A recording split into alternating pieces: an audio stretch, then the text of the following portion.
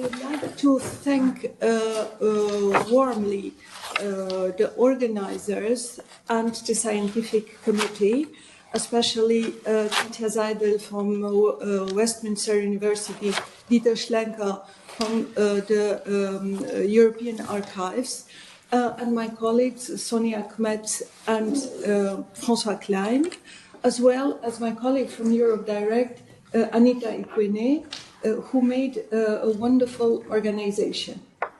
I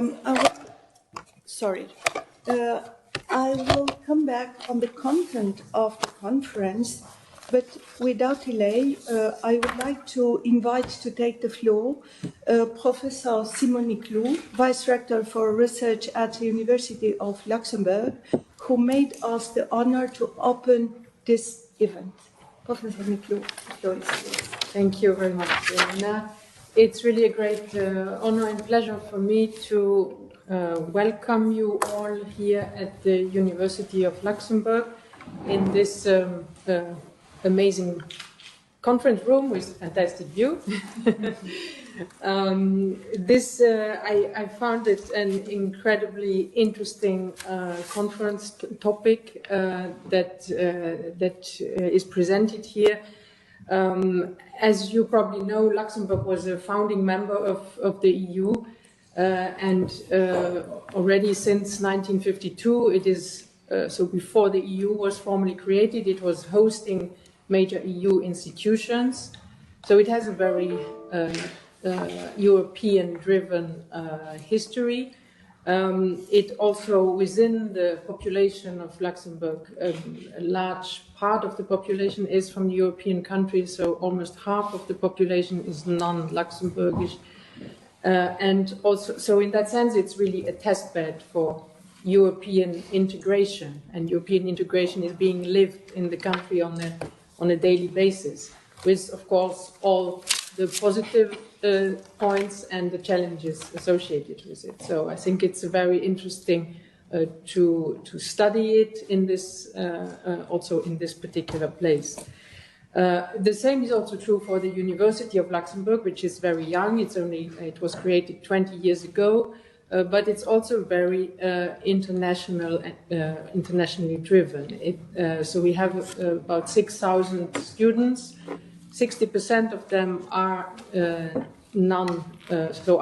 international students, and also within the staff is coming from more than 100 different countries. So also beyond the EU, obviously. I think of particular interest for this conference, but also for me personally, is the role of women in creating the European story, and also in a larger sense contributing to a country like Luxembourg and also our university. I must say I'm a Luxembourgish by nationality. I was born here, but when I was small, you couldn't see almost no woman in the public arena, be it among politicians or among leading figures in the country. I mean, there were 2 or 3. You could count them on your fingers, and that for me was always very striking. And it was, in a way, it was also an ambition, a motivation to make a difference. But at the same time, I think it's the few women that were there. They were also very important role models.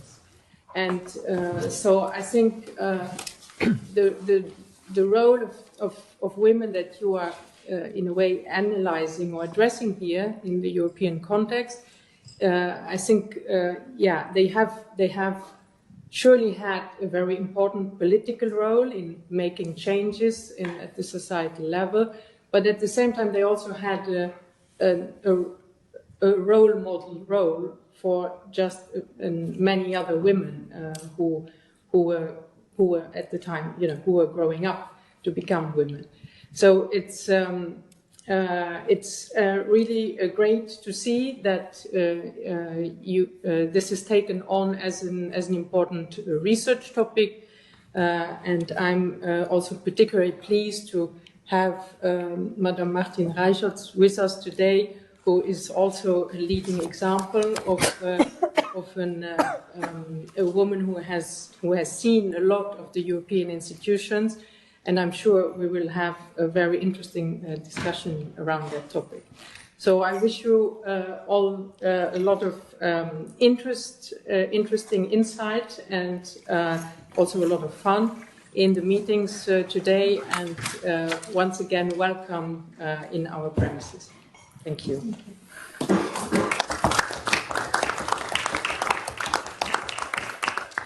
Thank you very much, Professor Niclou, for your words.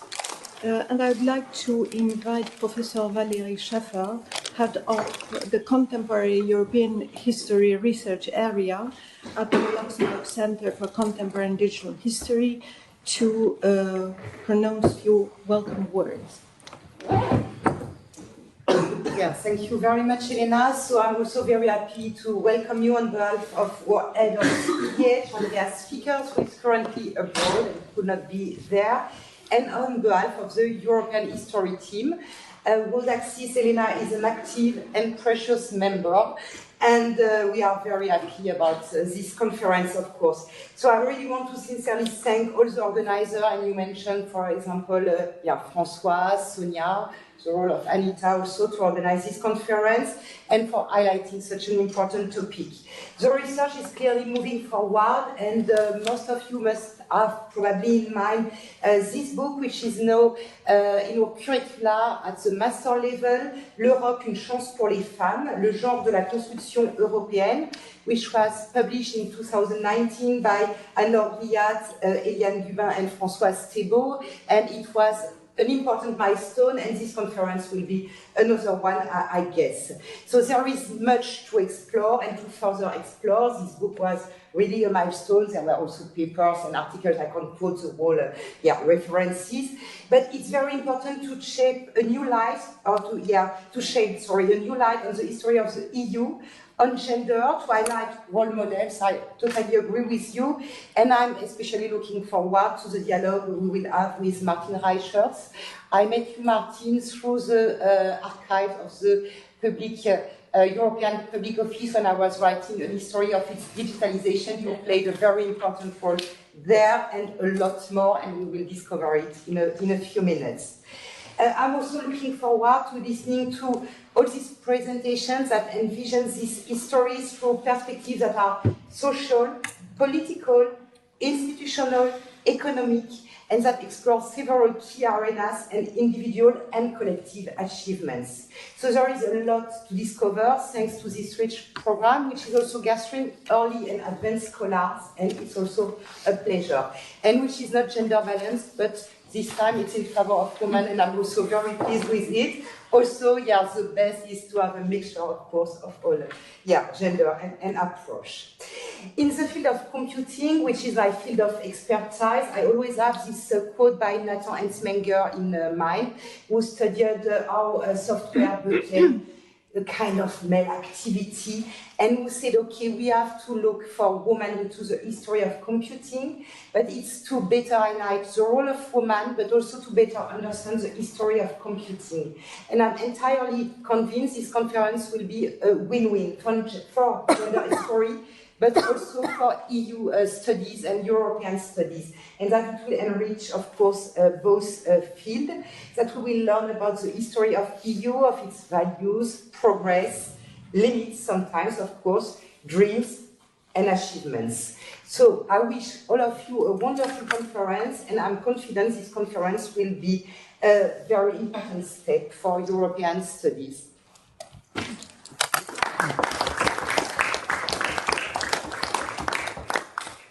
Thank you very much, Valérie, for highlighting all these elements concerning the research in European integration through this lens of women. The conference that we're organizing today with the precious help of the Media Center of the University of Luxembourg, which is also one of our partners in our oral history program, is aiming to focus on the topic of women's role and women's narrative of a constellation of perspectives. We will analyze specific historiographical traditions, theory, methodologies, and approaches related to the history of women in Europe in 20th and 21st centuries. Then we will get another analysis lens to the biographical perspective, individual women in the development and implementation of the European project during the decades after the Second World War. Then some of us will analyze the female lobby and how different organizations, group of thinkers, activists, and networks organize themselves to develop their influence, their political presence, and visibility in Europe. We have also this perspective of the East-West dialogue and the EU enlargement to a women's narrative. And for sure, as Valerie mentioned, we will also have a gendered perspective related to European democracy, to European rights, policy, institutions, and actors. For sure, the transversal element of all these topics will be the digital storytelling in developing new knowledge of the past that is at the core of the activities of the Luxembourg Center for Contemporary and Digital History, and we will analyze norms and practices in gathering, preserving, sharing, and disseminating the memory of women who have played an active role on the European stage through the oral history or network analysis. In this respect, the presence of Peter Schlenker from the archives of the European Union is a strong asset for us. This conference will also have the privilege to have an outstanding keynote speaker today and also tomorrow. The keynote speaker of the first day of the conference is Martin Reichert, one of the female key figures that made Europe since 2060 onwards. As a young student, and then as a European civil servant, then as director of publication office, then European Commissioner, and in all this career as a very committed European. Tomorrow we will have Professor Mauve Carbonell from the University of Marseille, who has a strong research related to the women as first activists in the European institution, especially in the European institution based in Luxembourg.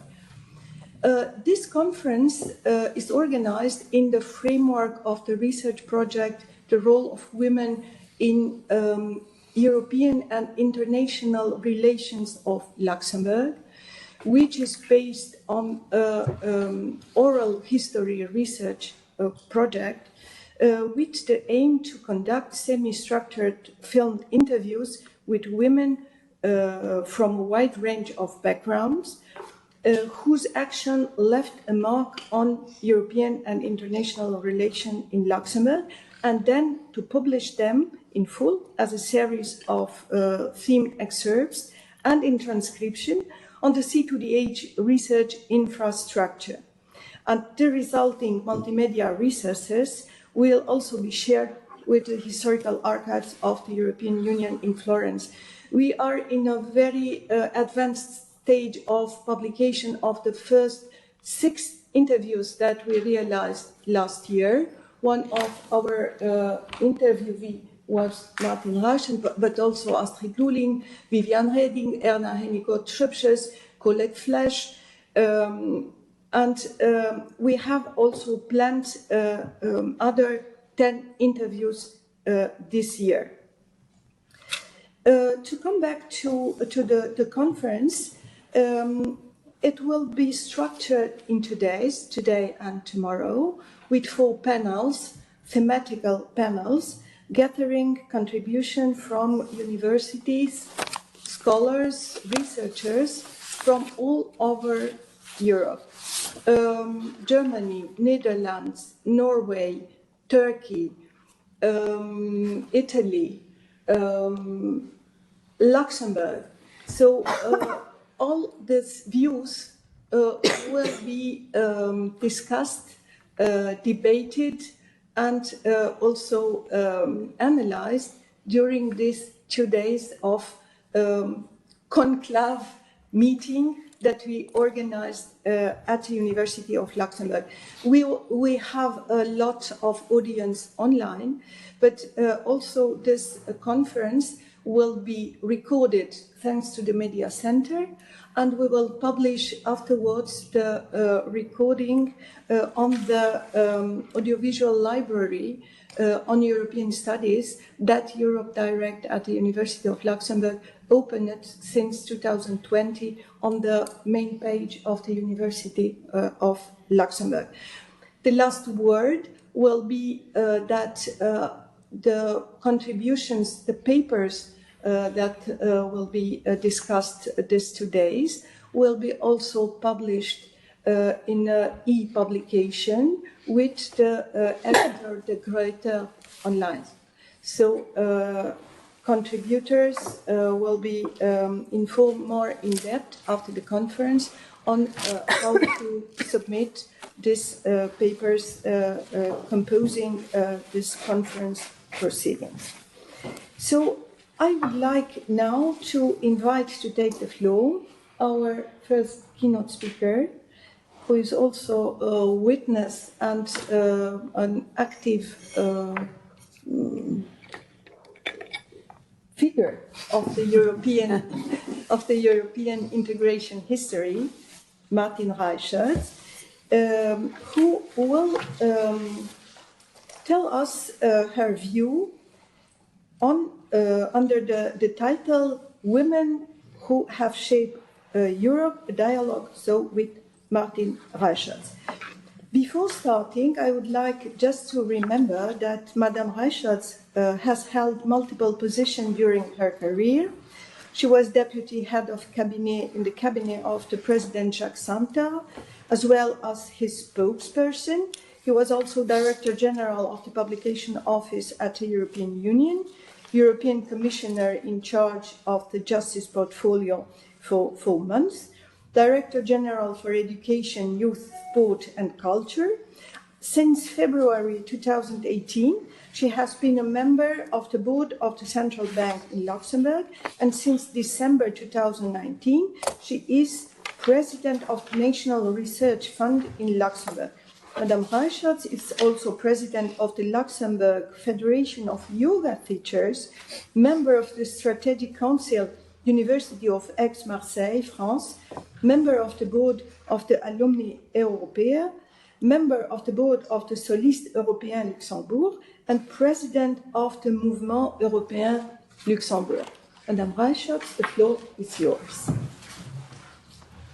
Thank you, Elena. How do you want to structure this? Because it said dialogue, so I think a dialogue means that somebody puts questions. So you want an introduction, you want to start with questions immediately. How do you see the program?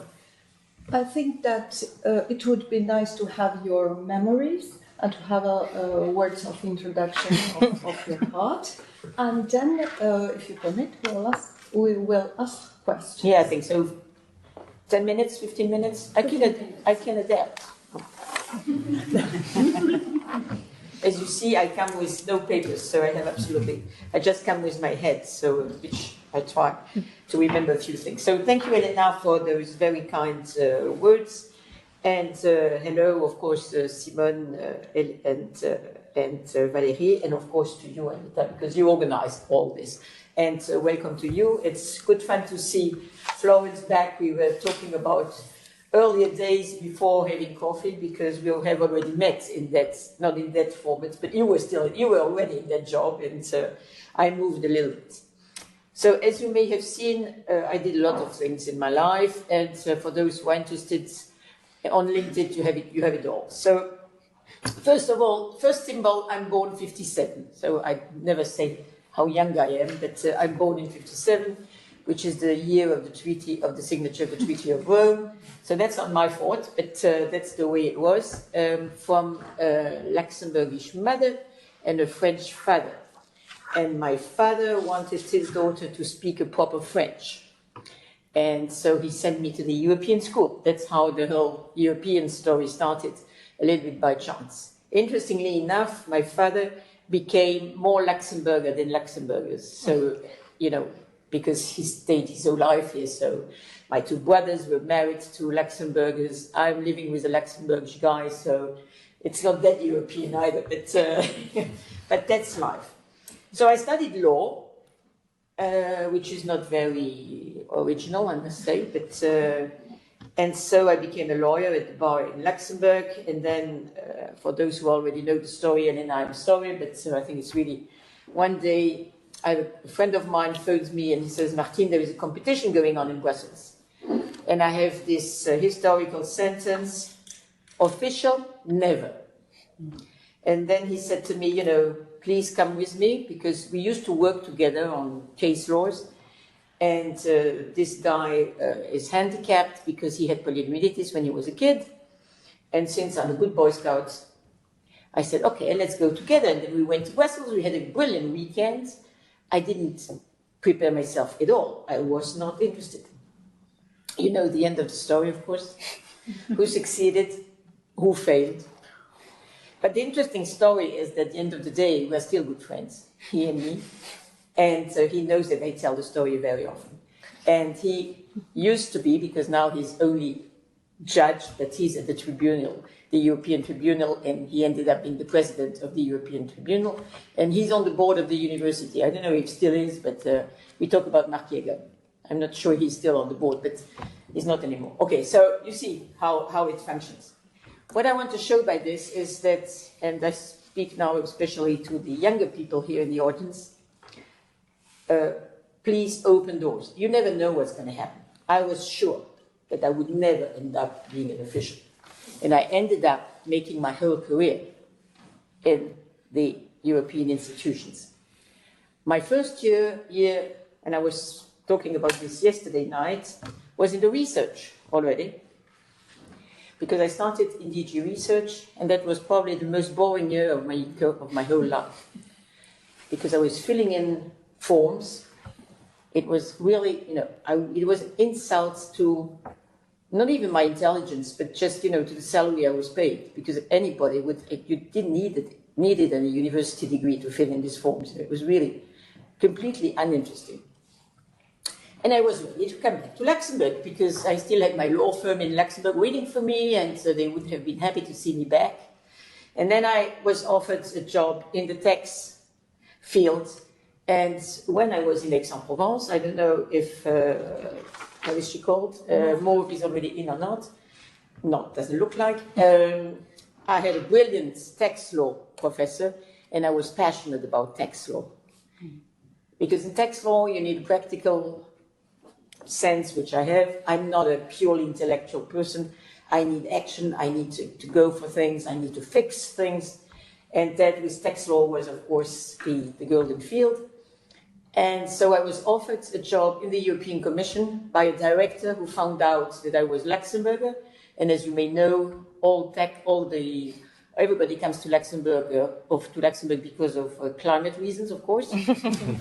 And this was not different in those days. And of course, my expertise was asked for. And so I was offered a job in the taxation field. And that was great fun, because that were the Jacques Delors years. And in those days, we were producing for all the European specialists here the famous White Book. So that was great, because we had all weekends, we stayed in the office. And in those days, I was 26, 27 years old. We had the head of cabinet of the president calling you and said, I was in charge of VAT and excises, which is a passionate subject, even though it doesn't really look like. I really enjoyed it. And I tell you about the effet multiplicateur and ad valorem for the cigarettes. It's a science per se. And in those days, you had this contact, and I was really somebody, I was really at the beginning of my career. And I was really part of the big machinery, so that was a great feeling. I don't believe in those things, we need now to have a great class of motivation and things like this. When you have a job that is interesting, you don't need classes about motivation. You are motivated because you have the feeling to build something, to be part of something. So that's how my whole career started. And from there on, I just moved on, and I will not give you the details because I think it's not that interesting. What I wanted to tell you is more of the female side, is I must say that being a woman has always helped. I have a few anecdotes, of course, where it wasn't that easy, and I will tell you one or two. But frankly, I must say it has always been a chance. I'm a woman and I'm a Luxembourger. So I used to say I am a representative of, even though I know it's not true for the second one, of two minorities. One being Luxembourger, so you are not in competition with the French and the Belgians and the Germans and you name them.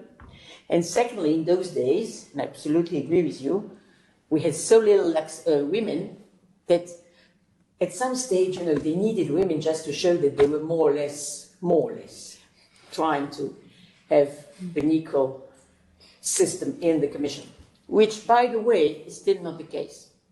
But I will come to that. So, frankly, it has always been a chance, and it will also be your chance, women. So go for it. I think dare to be who you are, and don't try, especially, to be a man. You've seen the way that's part of my marque de fabrique. I'm never in grey. Sorry about you. It's not I'm never in black. And that's something I was taught by Mrs. Viviane Reding. If you want people to see you, it's just an example, and of course it's dress up, and dare to put on colors, etc. Which doesn't mean that's something you should do also. It also depends on your personality, of course. But that's something I like, I'm not a grey bird. I'm not somebody who is just a diplomat. That's not the case. You may have seen I'm straightforward, I'm outspoken. And all my career I did because I was outspoken, because I was the way it is, and because people knew that if they asked me, what do you think about this? I give them an answer, and I don't start as lawyers do. On the one side and on the other side, and then you have the third part, and then at the end of the day, you don't know if it's yes, no, maybe, I don't know. So that's not the way I function. And the way I dress up, which is a detail, but it's not that much, is important because people see you. So I think women, to make a career, try to be seen by your intelligence, but I know no women who made a career because she was only good looking. It exists in certain fields, but not at our level, I'm sorry to say. So being intelligent, of course, is a precondition, but I'm pretty sure you are all above average, so no problem with that. But then find your own way. Elena was talking early on about the fact that I'm the president of the yoga teachers in Luxembourg. In my last job in the Commission, I used to give yoga classes in the buildings of the Commission that they've never seen. A Director General giving yoga classes to their own people? She must be mad. Yes, I am. So what? Okay? So dare to be a little bit out of the scope. Now, one story, and then we will move on, Elena, to your questions. In '98, we made a trip with Jacques Santerre to the US. That was immediately after we had adopted the Euro system and the nomination of the president of the ECB, so the European Central Bank. So we go to Washington, and we have visits to, the International Fund, and you name them, all those people. And I was really puzzled in America. I thought that in this great country, there was really inequality between men and women. And it's the first time in my whole career that I had the feeling, I'm a little bit cautious today, Elena, because I know you're registering, but it's more than a feeling, that men were looking at me as if I would have been the personal assistance, and you see what I mean, of the presidents. Everybody who knows Jacques Santerre knows that that's not possible, but they didn't know.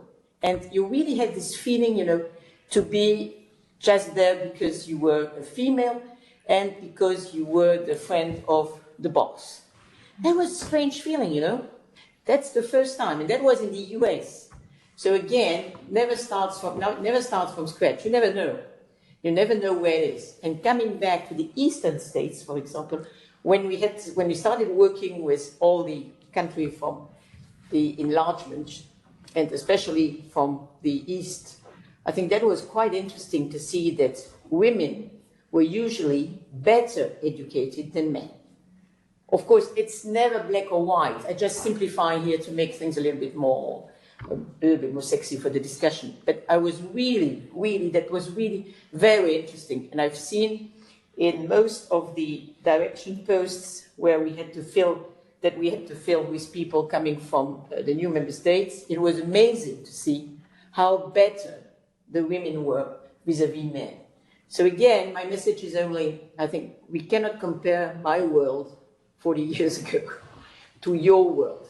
But some basic principles haven't changed. So get yourself known, don't make it cheap, ask for things, and dare to go. And don't stay in your grey bird world, try to be a white swan. So Elena, now we can go on for questions if you so wish. For the moment.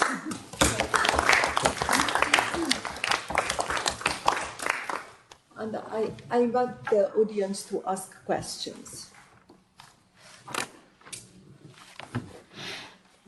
Yes, Katja. Start with, so you've been in so many different positions and worked with so many people, so many men. Do you think there are different leadership styles between men and women? Again, it's probably a question like you can't generalize the answer, but if you sort of think back, is it different to have a woman boss? Yeah, I think that's a very important question. I will not give a straightforward answer. I will just tell you about the mistakes I made. I was grown up by my father like the son he would like to have, because I'm the oldest of three kids. I have two brothers, by the way, but I was the one he was so proud of. And so he was really, from kid on, I was told that, you need to make a career.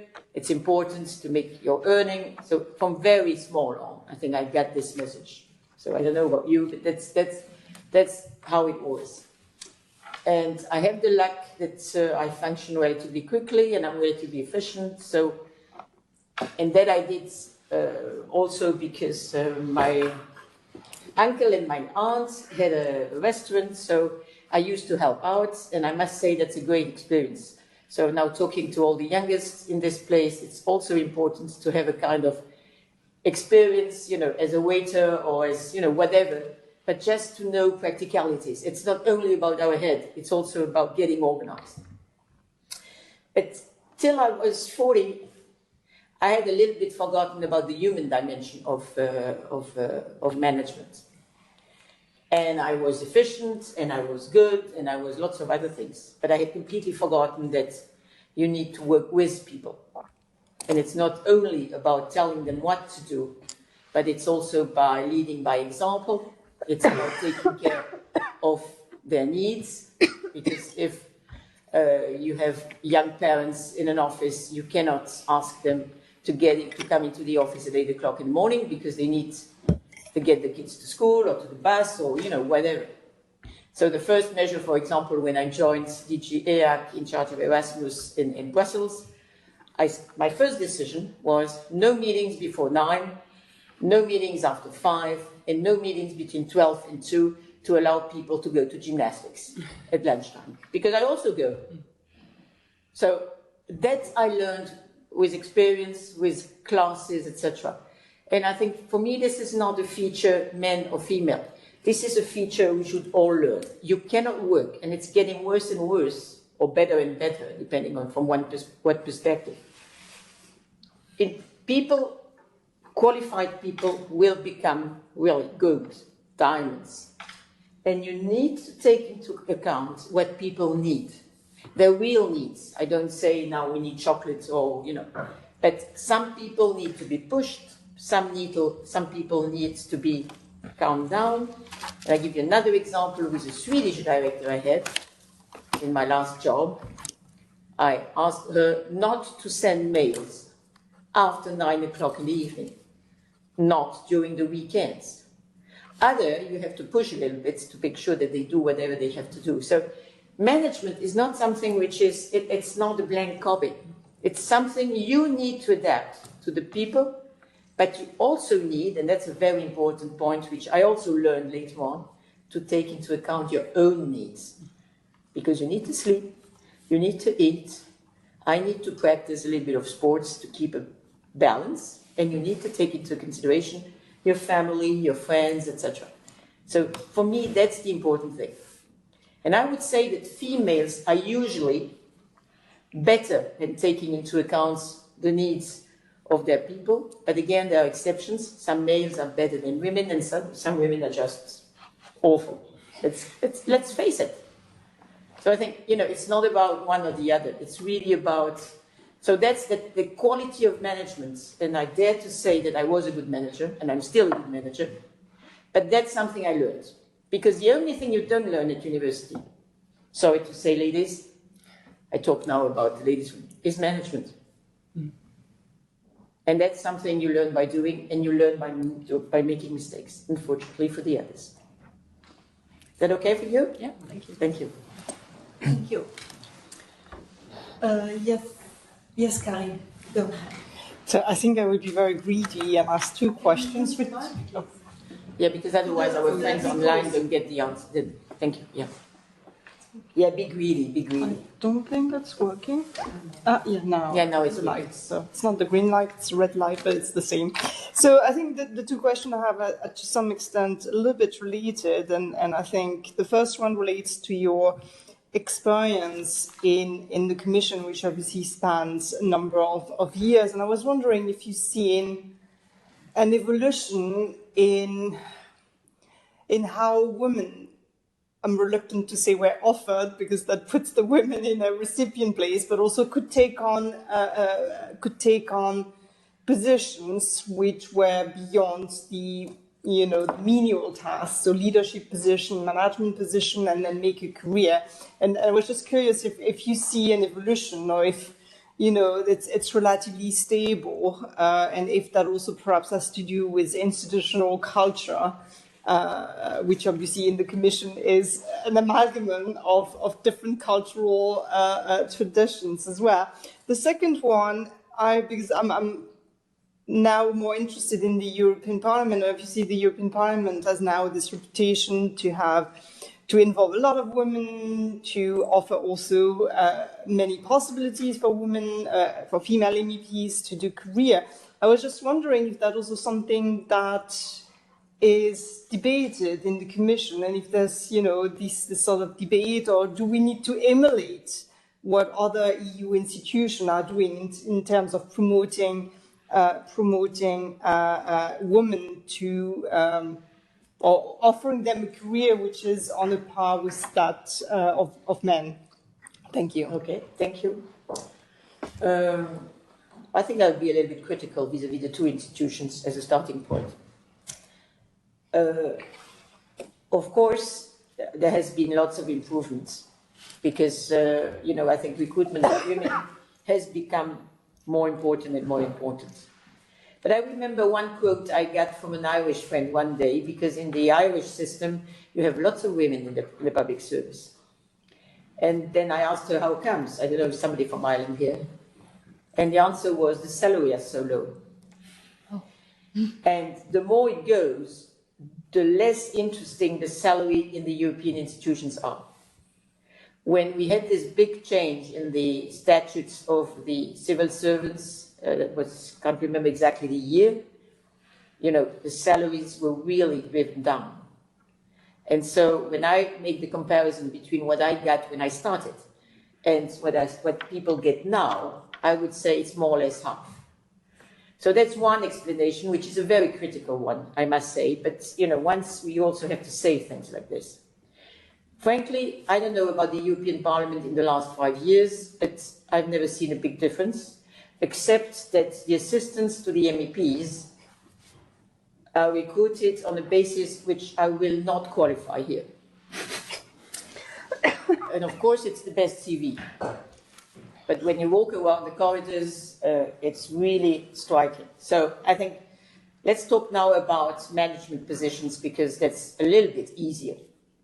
The day you will come and tell me that we have a sec-gen female in the European Parliament, I'm ready to discuss. We already had one in the European Commission. So again, it always depends from what perspective you see things. Because in my experience, a woman in DG budgets, a woman in DG agriculture, a woman in DG competition, all the main subjects, then we can start talking. It's not only about figures. I think we are now at a stage where we have more or less, it's still not 50-50. I talk about directors and director generals. It's still not 50-50.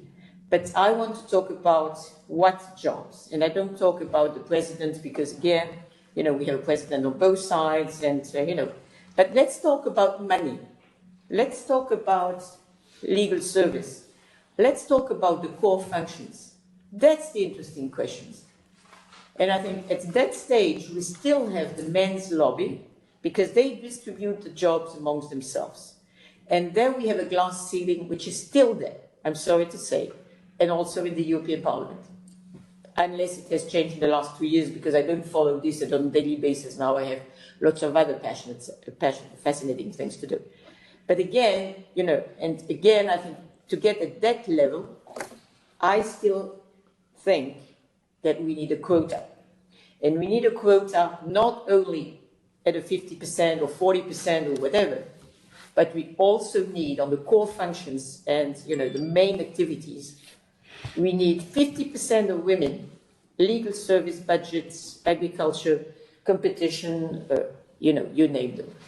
Because otherwise, you will always get an offer for human resources, education, which is fun. But those are not the core functions. And it's interesting to see that Nadia Calvino, she was the Director General of DG Budget. She's now the Vice President in Spain. I don't know if we have Spanish friends around the table. No. She used to be the Director General in charge of budget in the European Commission. She's now the Minister for Budget in Spain, and she's the Vice Prime Minister in Spain. So we have examples like this. She's a brilliant lady. So it exists. But there is still this glass ceiling. Sorry to say, ladies, you will still have to fight for it. I talk to the younger. Thank you. Valérie. Yeah. I had a question about the balance between professional and private life, but you already gave some insight. Thank you for this, because it's always a challenging question, but not only for women, but for everybody. And it was really interesting, your answer. Another question is related to the networks of sociabilities. So first, we talk a lot in several areas about all boys club and so on. Did you feel that there were some specific male sociabilities that were difficult to enter, that you were absolutely not interested to enter in? And did you feel the kind of solidarity, friendship, or network between women that try to also help support each other?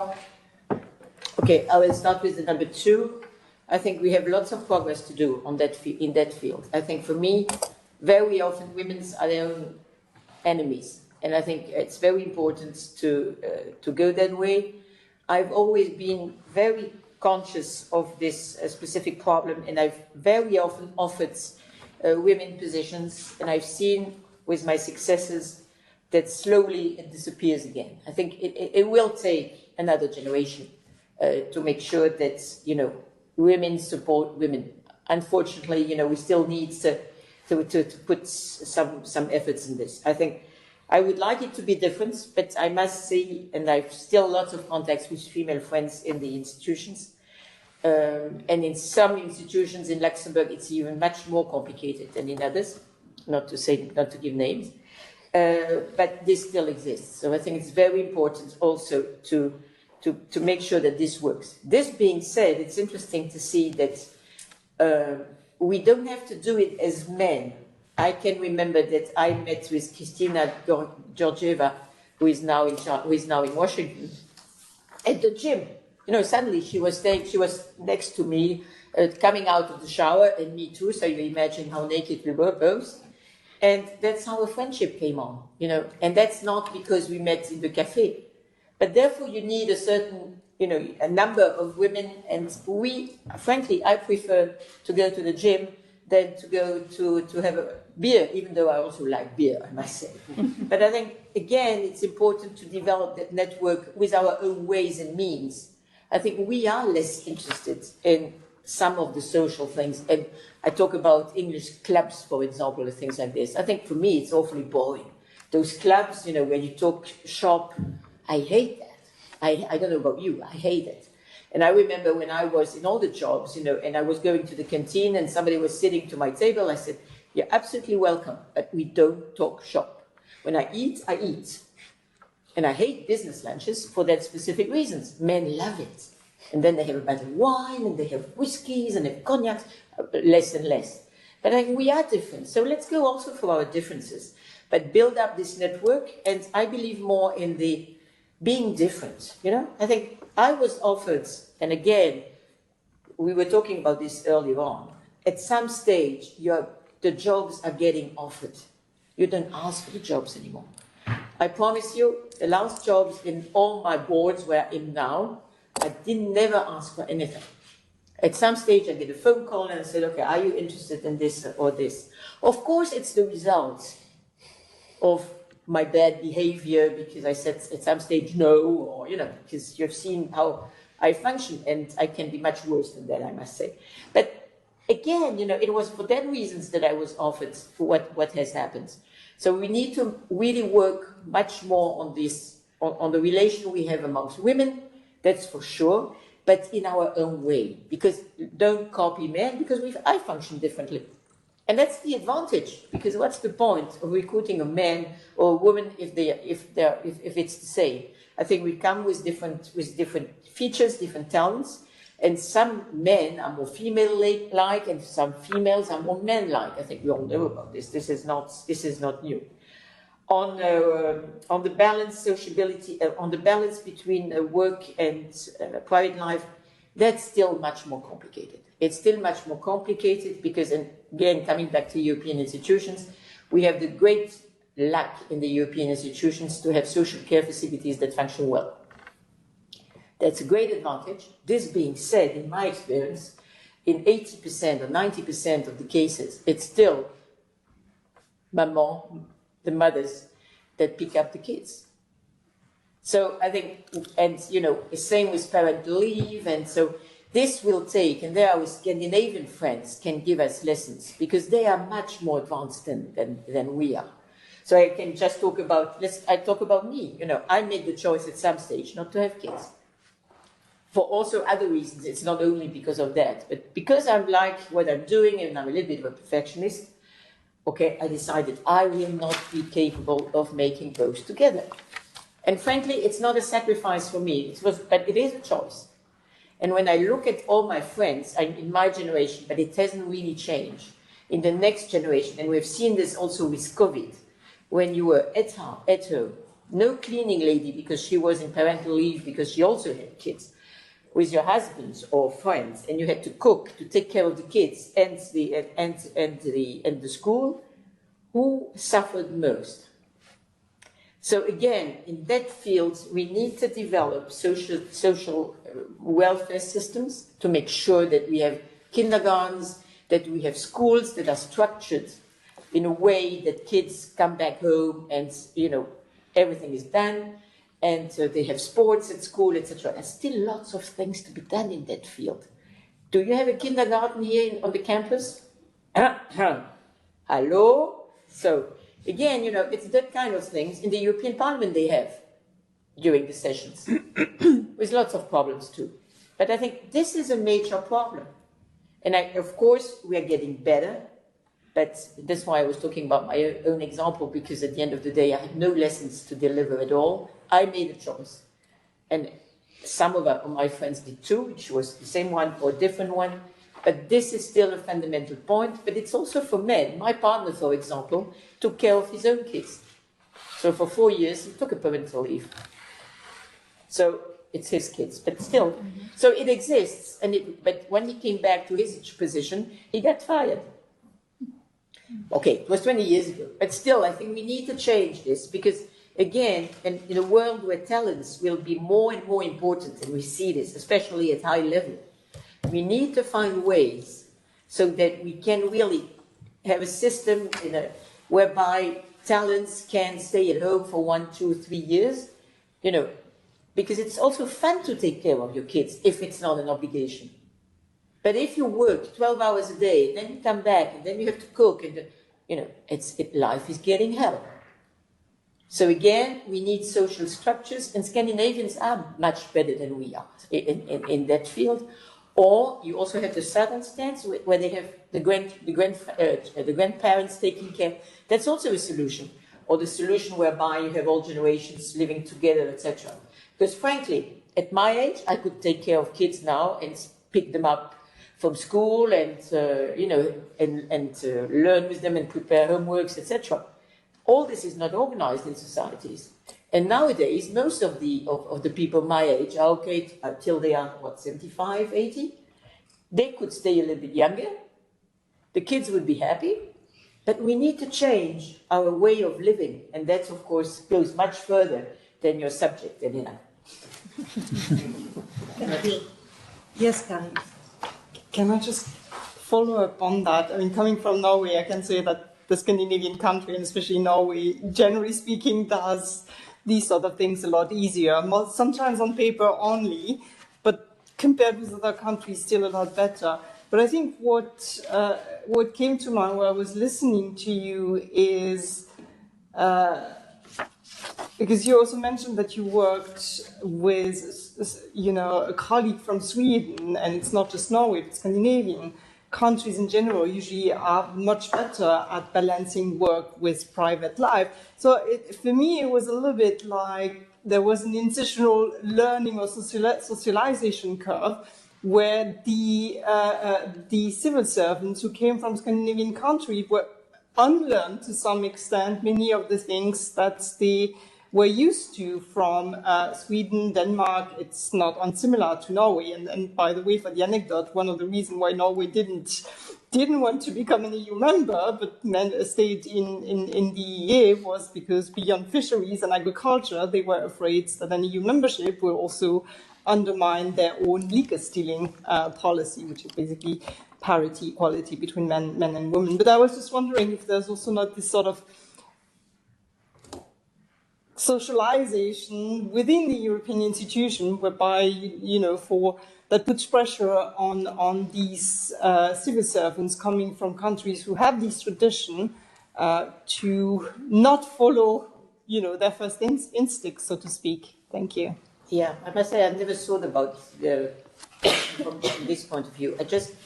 I will just highlight again. I think the social offer in the institutions. I talk about European schools, I talk about the kindergarten, I talk about facilities to take care of the kids after the school are really good. I don't know about how it's in Florence, but it must be, you don't have the European school. I can tell you in Brussels and in Luxembourg it's really top. I was in charge of this field in Luxembourg at some stage in my career too, so I think it really works. So I think it is feasible. And in my experience, that's not the way it functions. I think Scandinavians, at the opposite, helped the others to grow in that field. This being said, you have cultural traditions. For me, the main problem in the European institutions is also that your family is not there. Mm-hmm. So you don't get the support.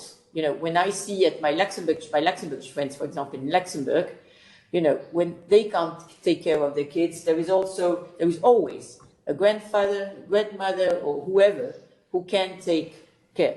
And I think this is the problem of all the expats in wherever we are, is you don't get that support. So we need, as a as an employer, to put structures into place. And that's getting difficult to finance also, I agree with you, in the budget commissions, etc., because that's seen as not that important. But I'm pretty sure this will evolve, not because of the Scandinavians, because it's going to be more and more difficult to find the real talents. Because with artificial intelligence and all the things, the usual stuff you will be able to do by machine, you will still need the plumber because the day your toilet doesn't function or that doesn't flush, you need somebody who takes care. And then you need the other end. And you represent the other end. Because you are highly qualified people. And those people, I'll give you one example I learned yesterday. In Luxembourg, and that's medical. In the Luxembourg Institute for Health, we have very specialized people. In one of the hospitals, we have the clinic for the hands. And they had hired a young Swiss doctor. Okay? I don't know exactly for how long he stayed. After 2 years, he leaves. I think it's 2 years. Why? Because he was offered something else, 30% salary en plus an apartment, plus.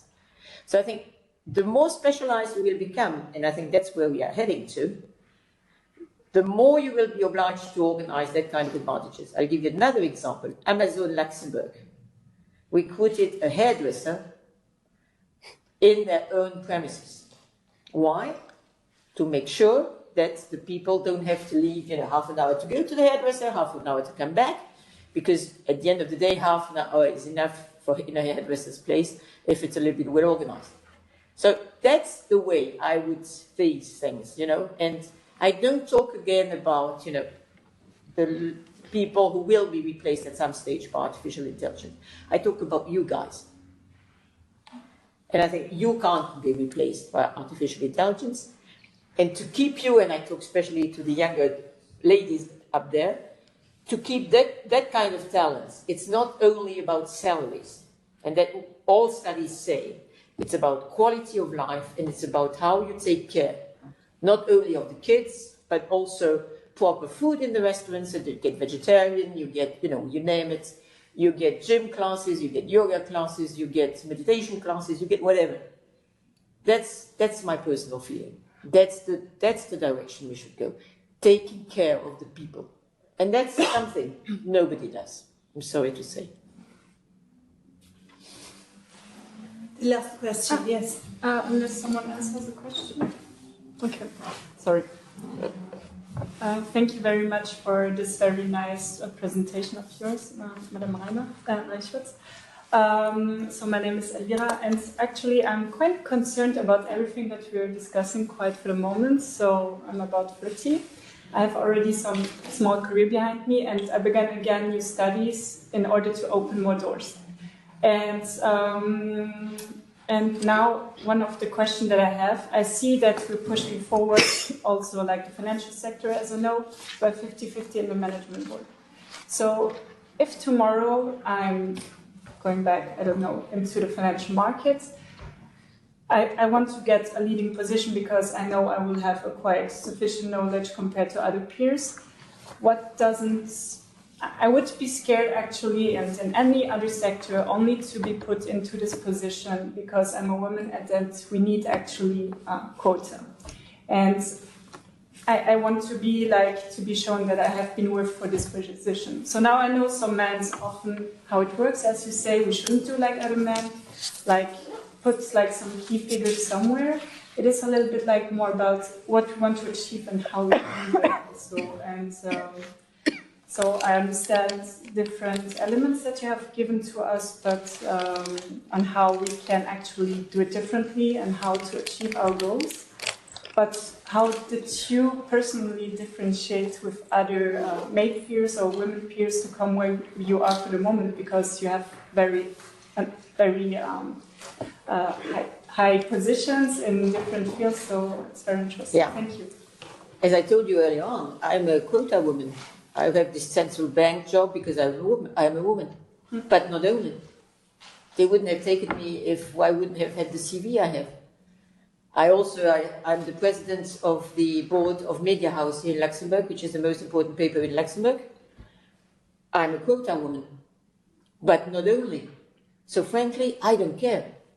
I'm very happy to get it. And then I need to show that I can make the difference because I am a woman. Okay. So if the entrance door is because I'm a woman, so what? I'm proud to be a woman. And if it helps, so what? Opportunity. So go for it. Okay. And then it's up to you to show the difference and to show how good you are. Okay. Because you will not stay in that job if you're not good, because it's not good enough to be only a gender. Yeah. Because you don't keep people nowadays if they are only male or female. But you keep them because they're just efficient, because they're good. Mm-hmm. So I'm a quota woman, and I don't care. That's good to know. Thank you for the sharing. So thank you very much for our guest speaker, for the questions. This first session comes to an end. I'd like to thank you all. Now we will have a coffee break for 15 minutes. But during the coffee break, I would like to invite you all, and the guest speaker, and Professor Schäfer, to make together a picture as a memory of our conference. Open photo mit Damen. Open photo. Mit Damen. Damen und Herren.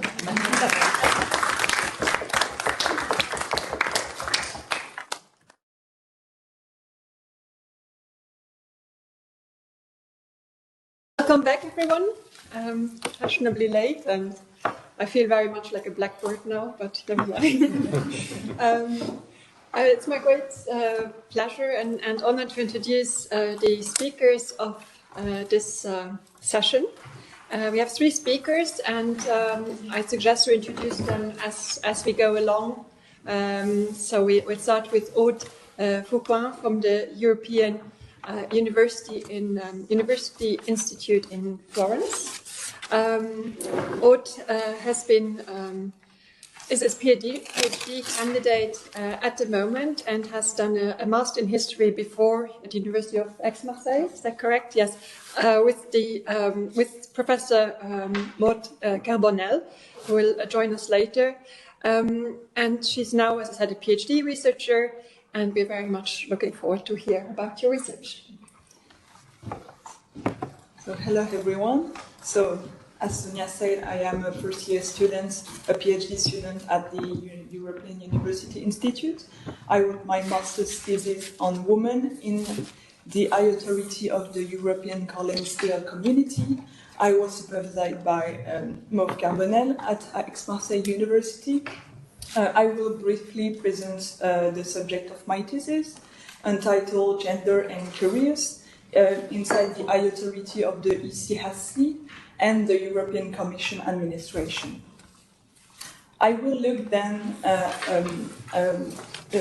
2 specific aspects of my research, the women involved in the 2 trade unions and the Comité du Personnel, the staff committee of the high authority. And finally, I will look at the unique situation of one woman European civil servant, Miranda Mirosevic.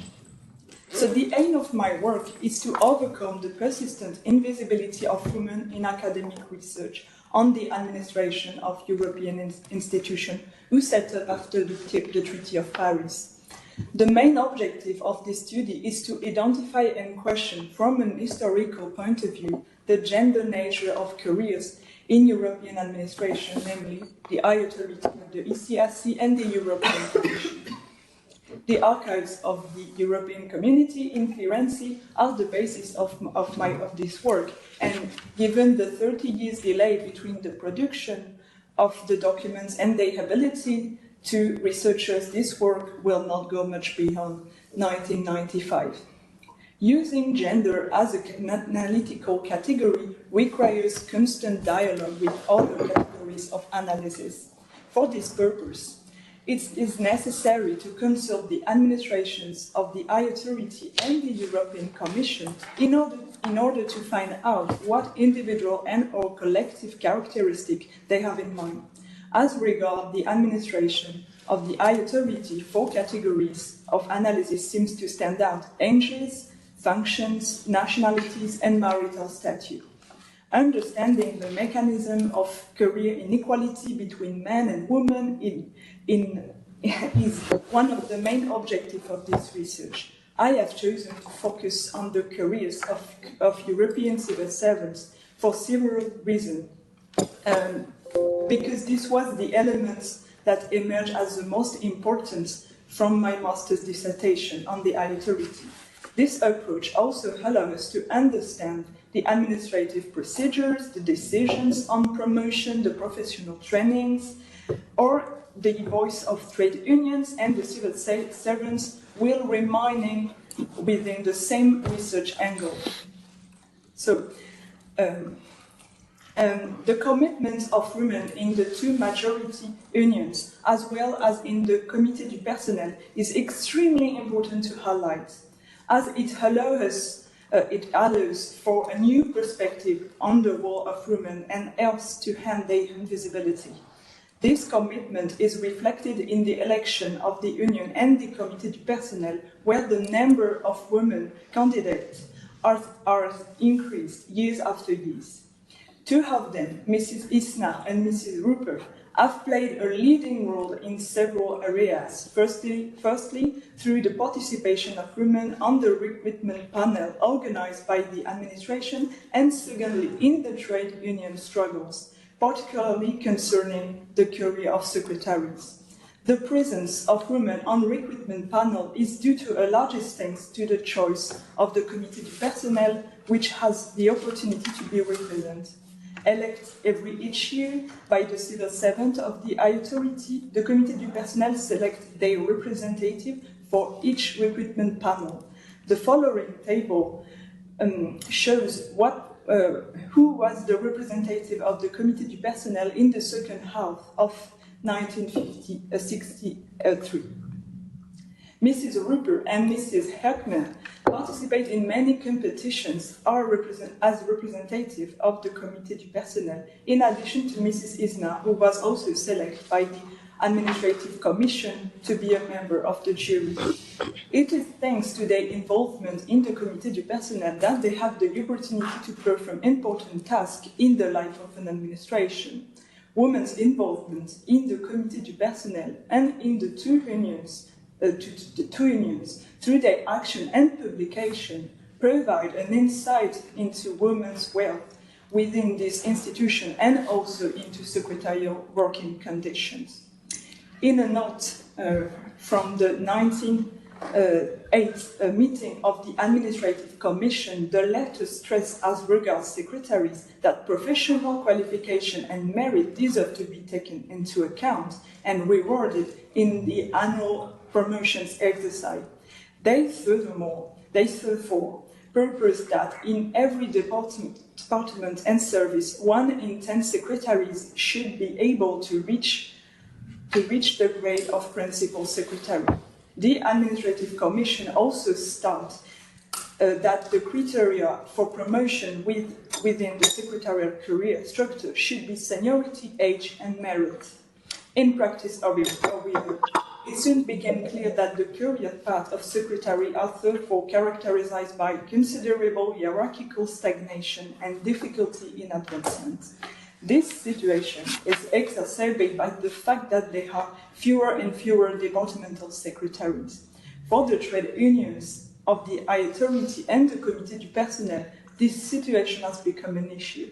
Several documents deal in detail with the situation of the secretaries, which is signed both of their concern and their undoubtedly considerable work done by the two women members of the Comité du Personnel who were both in B category, assistant, Mrs. Isna and Mrs. Rupert. But Mrs. Isna became a career at the authority as a secretary in journalist cabinet. Then she became an assistant in the archives because it's more easy for women to become assistants in archives or library than in finance division. The result of these various topics are particularly interesting.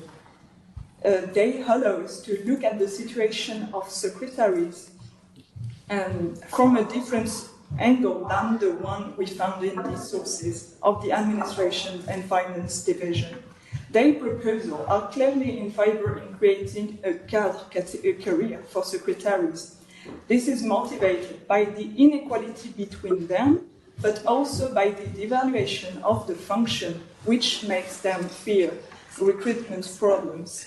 In a note, the two unions also strongly criticize the dependency of secretaries on the civil servant to whom they are attached. This dependency is also reflected in their classification. The qualification, general knowledge, professional experience, and age of secretary are not sufficiently taken into account in the classification. The latter is based on professional links with another civil servant, usually a man, whether done on merit, seniority, or competence. A few months later, the Comité du Personnel also highlighted this problem. I quote, however, the new table seems to contain a serious injustice in that the career of a secretary stopped at C2. It is indeed unacceptable that the career of a secretary should depend solely on that of the civil servant to whom he is attached. A secretary who doesn't have the opportunity to work with a director should nevertheless have a normal career if he has all the qualifications of a principal secretary. These boys were raised mainly between 1962 and 1964, and we can see an important link with the massive opposition of the unions and the Comité du Personnel to the amendments to the staff regulations that were going to come into force with the merge of the communities' administrations.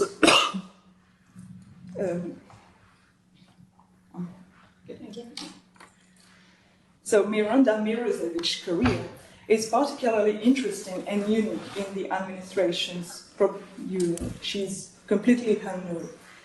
She was the first woman to bring a case before the Court of Justice of European Communities, the authority of the ECHC. She was a translator, employed for about 2 years as a multilingual secretary typist, moving from department to department. This document is an extract from the Carspils in which Miranda Mirosevich describes her life, her work, and her relationship with the administration of the authority. The dispute between her and the administration of the authority is difficult to describe in an objective way because the two versions are so diametrically opposed. The two versions given by Miranda Mirosevich in her letter clearly shows questionable method used by the administration. The version given by the administration is more legal and clearly states that the authority is not bound by the first offer made to Miranda Mirosevich and that she signed all subsequent contracts offered to her by the administration. However, there are several elements that point to questionable methods and they are not reflected in the administration's internal record. In her letter, she recalls her journey and the real moral and material order she experienced during the war. The situation she found herself in at the authority made her feel, as she said, as if fate were once again working against me, and I felt that the treatment I'm receiving is a cruel injustice. She explained that she had a PhD in foreign literature and had worked as a translator for the Allied military government in Trieste. In an internal document from the Service du Personnel, we discovered the education and career background of Miranda Mirosevich. The document mentioned 3 elements: education, languages, and experience. Here, I discovered that she was fluent in 5 languages: Italian, French, German, English, and the Yugoslav language, and that she had experience as a translator, as she said. Later, she obtained good results in the competition organized by the Italian government to recruit staff for international organization. She explained that because of the few tasks she was given during her internship, she did not have the opportunity to demonstrate her skills. After her 1-month trial period in the lingual service, she was assigned to several departments: le pôle de sténostactylo, the library, the archives, the service du personnel, always with a temporary contract. Unfortunately, it's very difficult to say whether this was an isolated case or whether it was a common practice to move secretaries from department to department to cope with temporary work overloads, which are still relatively opaque. However, it seems that the lack of dialogue regarding secretary is very clear trend in managing the authority. Furthermore, in the later dates, on the 17th January 1955, Mr. Balladore Palieri, the head of the Administrative and Finance Division of the authority, informed Miranda Merezevich of his decision regarding your assignment to the Division Problème du Travail.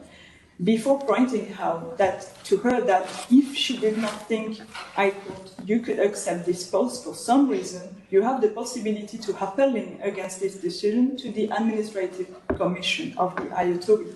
She upheld this decision, but the Administrative Commission ruled against her, or whether the final decision of the Court of Justice of the community was in favor of Miranda Merezevich. She was listed in 1958 as a member of the Italian translator team. Moreover, the two civil servants involved in her case, Mr. Verderame, the head of the Italian translator team, and the translator, Mr. Deli Paoli, who took her post, were both promoted in the A category in the administrative division. This is the only example I know of where a translator went on to become a director.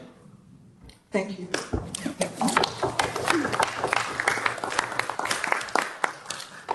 Thank you very much for keeping the time, but leaves us more time for the discussion. And I think this is really the purpose also of this colloquium, that we have time for discussions. I find it very interesting to have more insights on not only women in leadership, but women on the secretarial level as translators and their careers and how they want to go ahead. I have a question, but please, I'd like to open the floor afterwards, but what kind of sources do you have available? You have here documents from the Court of Justice, if I'm not mistaken, and you also mentioned the Division Problème de Travail. So I was wondering, since you go until 1995, are all these sources available to you? Is there a kind of a limit in terms of famous data protection and so on? Or how as a researcher, what kind of sources do you have at your disposal? So I usually I use as principal sources the administrative sources of the administration. The authority and the European Commission as very two different type of archives. So I can't use the same method for both administration. But for example, for the Court of Justice, I can only consult the old case because then we have maybe I think it's 60 years of we have 60 years of period that we can consult. So the case of Miranda Merezevich is the first one, it's the older one also. And I will try to organize an interview campaign with former women civil servants to complete the vision, especially on women who work at the European Commission. And I will try to also consult the personal case of women who work at the authority and who I suppose are not with us now. Mm-hmm. Yep, thank you. Thank you very much. Please. Thank you. Just use the microphone so that people online can also hear you. I don't think I have one. Is it okay? That's good, yeah. I'd be interested to know whether women were usually overqualified for the work they were doing, Because I think, so from anecdotal evidence, I know that a lot of women that should have been A were employed as B, and with the secretaries, probably the same with this lady, translator, having a PhD, definitely. And also, maybe to add on to the source issue, are you doing like also biographical studies, or is that not possible with the sort of source material that you've got, to dig a bit deeper? Yeah. So it's very, at the very beginning of the I-Authority, it's very interesting to see that all the women who were engaged at the I-Authority start with as a secretary. So whatever education background or career background they have, they start as a secretary. Like, for example, Mrs. Isna in the case, she worked a few months with Jean Monnet as a secretary, and after she became assistant. But it's all... sometimes I have the feeling that they can't promote secretaries only in very specific services, the library and the archives, and they didn't want to promote, for example, secretaries in the finance division, even if they have all the qualification for it. So that's also why I really want to have the CV, the curriculum of the secretaries, because without that it's difficult to say whether they are overqualified or not. And your second question on the geographical aspect, yeah, it's really something that I want to do. But it's I really want to focus my work on the C and B category, so the women who work as secretary.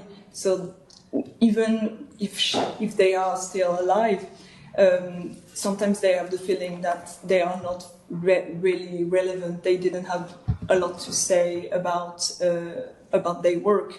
So I have to bring them to light, and I think I will more going to a prosopography than a biographical approach. But I think maybe I will find... I just discovered that the first civil servant who work in the A category, she quit at the I-Authority, and she became the greatest sociologist in French just after that. So, and unfortunately she passed away 2 years ago. But yeah, I think I can find some specific women, and yeah.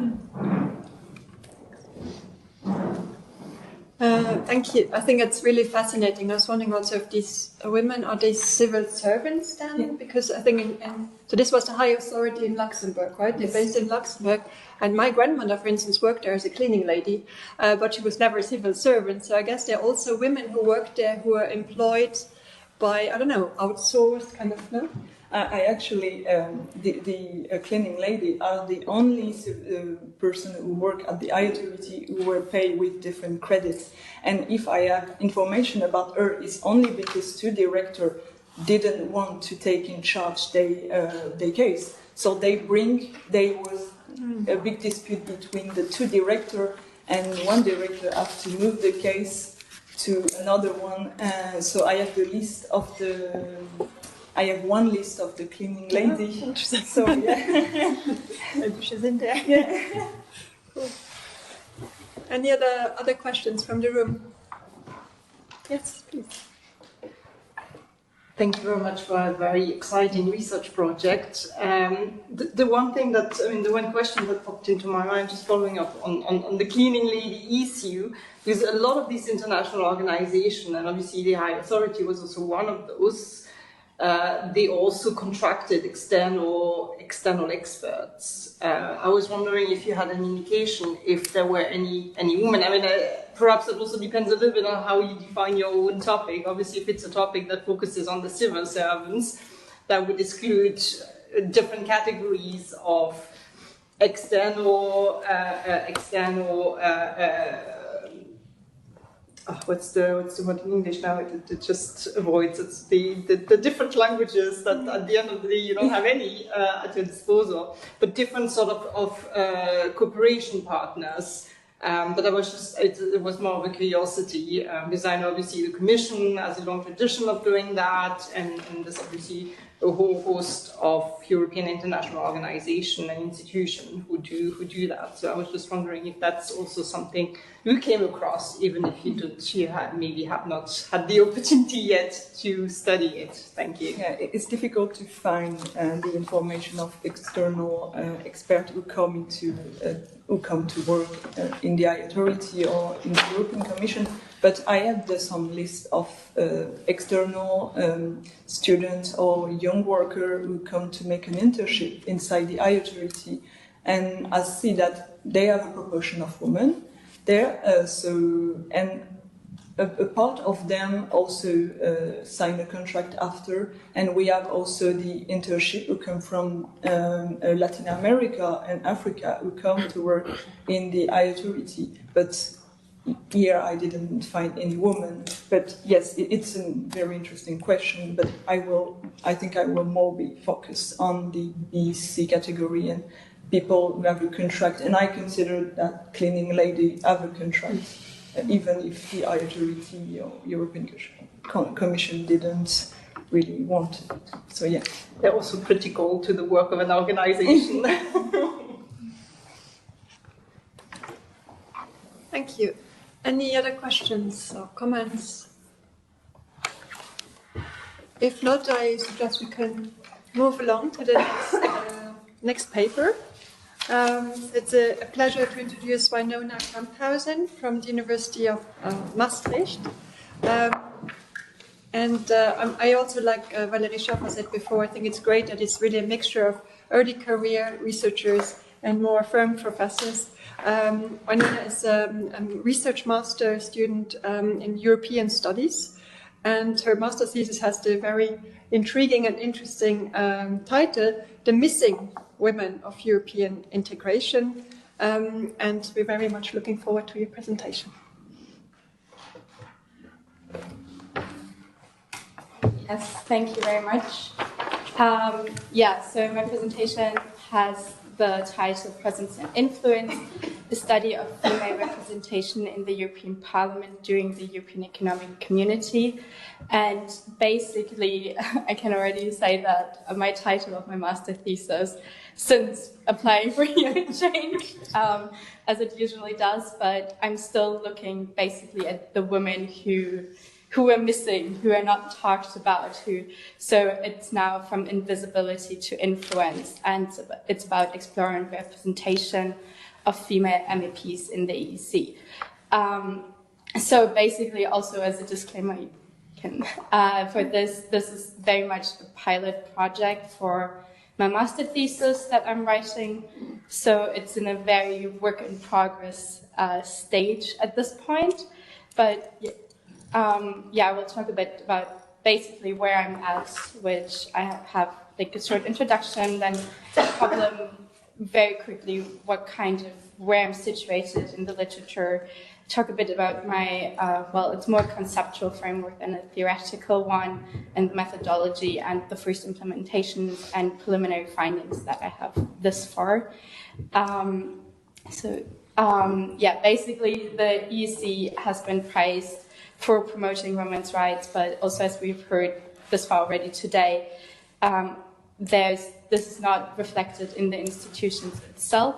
So in this pilot study, I'm trying to see a bit how women, or in this case, how female MEPs contributed by representing in the European Parliament in the early stages of the European Economic Community. So I'm focusing for this on the first 5 years. So from 1958 to 1962, and also the Social Affairs Committee, because basically, as you will also see in my findings later, it's the committee with the highest amount of female MEPs. And to the problem, the next slide. So basically, there's, first of all, little representation about like how women actually represent. It's a lot about descriptive representation and numbers and thresholds, and there's very little into like what did they actually do, what did they actually work on. So I'm trying to aim for this, and also obviously looking in the European Economic Community, that is a very overlooked time period, and also the European Parliament, which is overlooked institution in itself. So for my research, I use an historical approach and qualitative approach. I draw on archival sources from the historical archives in Florence and the archives of the European Parliament here in Luxembourg. Mostly I'm using meeting minutes, plenary speeches, and official publications, but for the master thesis process, this might become even more archival data, and it's generally there to better understand how women represent in the European Parliament.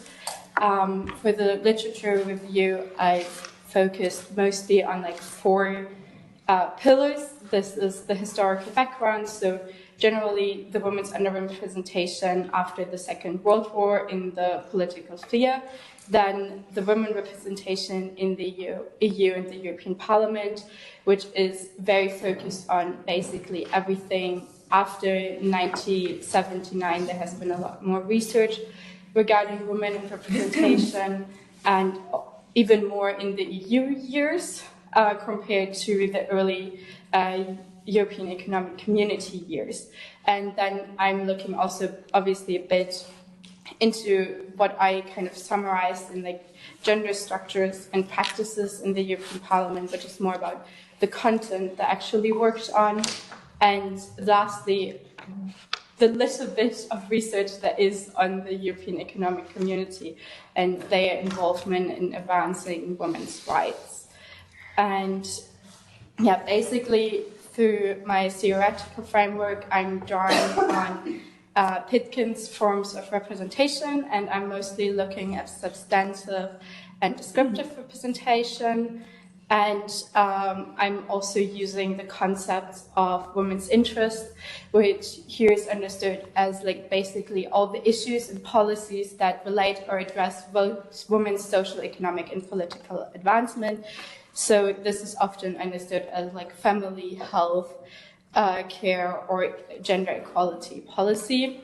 And the other important concept I'm using is influence, which is very difficult to define and actually measure. So I'm using it in a very broad sense, more in the way of a goal achievement, and it's understood as like the partial achievement of an actor's goal to change or guide policy outcomes or to affect the debated topics, because that's something that is actually traceable in the committee meetings mostly.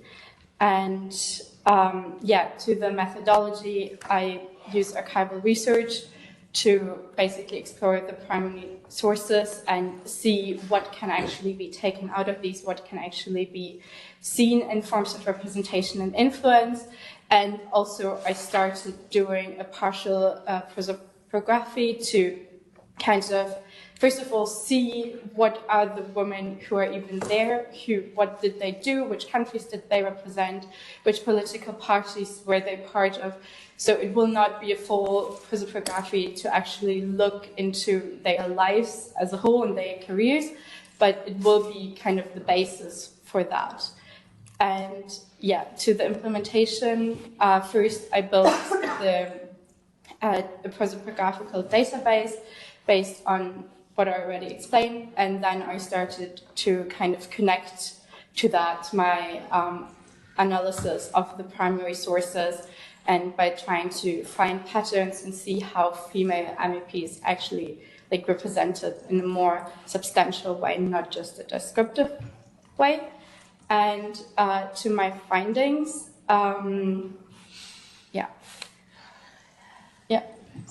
so the first one, this is a very crowded graphic, but it's the percentage of female MEPs in the European Parliament, which is like the first columns. Then I took the Social Affairs Committee, which is usually the column that is the highest.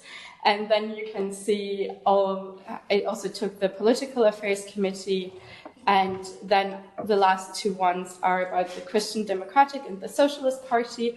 And basically what you can see in those findings is that the Social Affairs Committee was the committee that, based on whatever reasons, most women were involved in. And generally that they were still underrepresented because they didn't even cross a 15% threshold in like any committee or in any political party. And even a 15% threshold is really low to having like actual representation.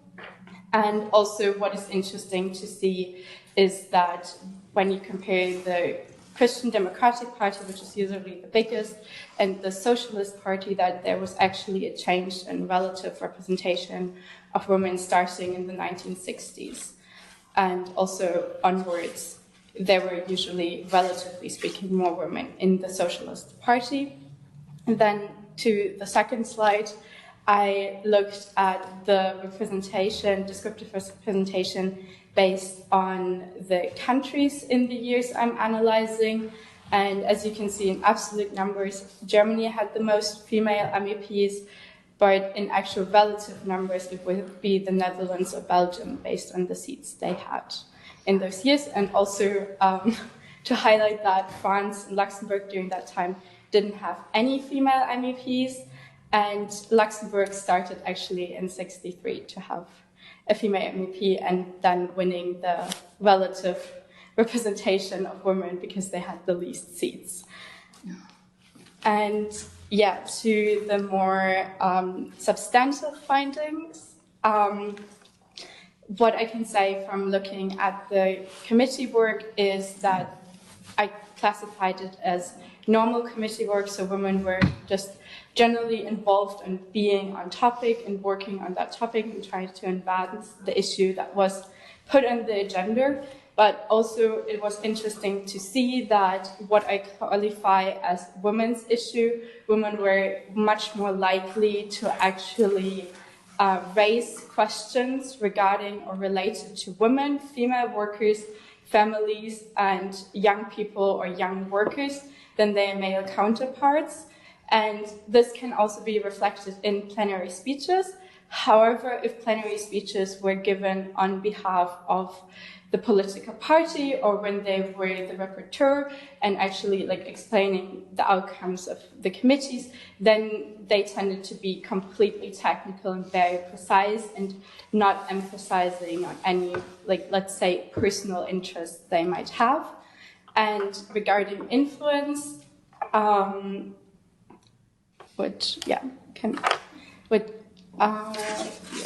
it's basically that I could see a very marginal influence in the committees, which I mostly classified as they had the power to change the agenda, for example, to add a new topic that were relating to women or children or families. And they generally were raising social issues and influencing the debate in a way. So kind of in a way, sometimes they were seen that I would qualify them as like a trendsetter, and obviously in that way also influencing the reports and the outcome of the committee. A more, let's say, classical prominent influence is if they would be elected as like rapporteurs because they had more power to guide the committee's work and bring in specific concerns or important issues they wanted to have discussed or emphasized in the committee's work. So for the conclusion, it's not surprising that there was a very significant underrepresentation of women. And for me, it was also bringing that back to the literature. I also looked at not surprising that women were trying to represent women in a specific way, in the way of raising women's issues, but also seeing that otherwise those issues might not have been raised because the women in that way were often in the committee the trendsetter. And then generally this women's interests were lacking at the moment they had a different political role, so they could also basically, in a way, be the man than in the way they were speaking, and also that even if it's marginally, they have influenced the committee's work and therefore also the work of the parliament in a way. And yeah, as I always like to say, there still needs to be a lot of more research regarding female MEPs, because it's just not something that has been done yet in a very comprehensive way. And for me, at least, I have, based on my outcomes, identified like 4 broader regions of further research, which is, first of all, the representation of women and also their interests in the non-social affairs committees, because obviously in social affairs there's kind of the pathway already given to raise this kind of more social issues or family issues or healthcare issues or women's issues. So it would be interesting to see in other committees if this trend is also in a way visible, might not be as present, but could be there, and then also in a way going a bit more in a biographical direction, seeing how personal experience and motives of female MEPs could influence, for example, raising the question of being a trendsetter, and then obviously also looking in like institutional dynamics and seeing how female MEPs might actually have contributed to like gender equality policies and other issues that they associate with the European Parliament and in the European Economic Community. And lastly, that will be part of my master thesis, will be an actually comparative approach of taking 2 time periods and seeing, in a way, how does this involve and how are there the same patterns in other parts. Yes, thank you very much.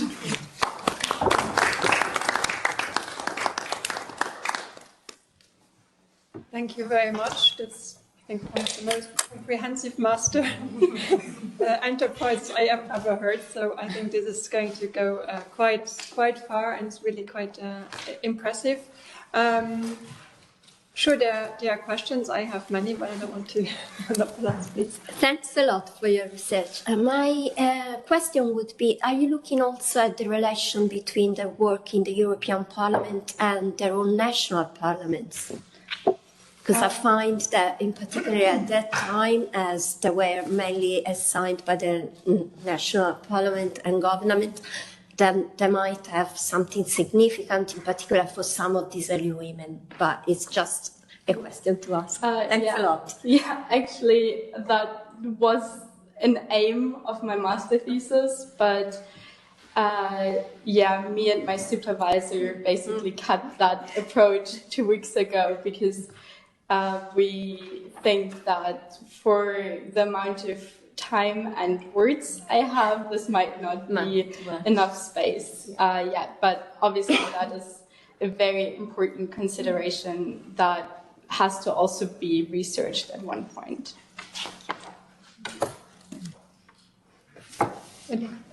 Yes, thank you, Winona, for your presentation. I have a methodological question.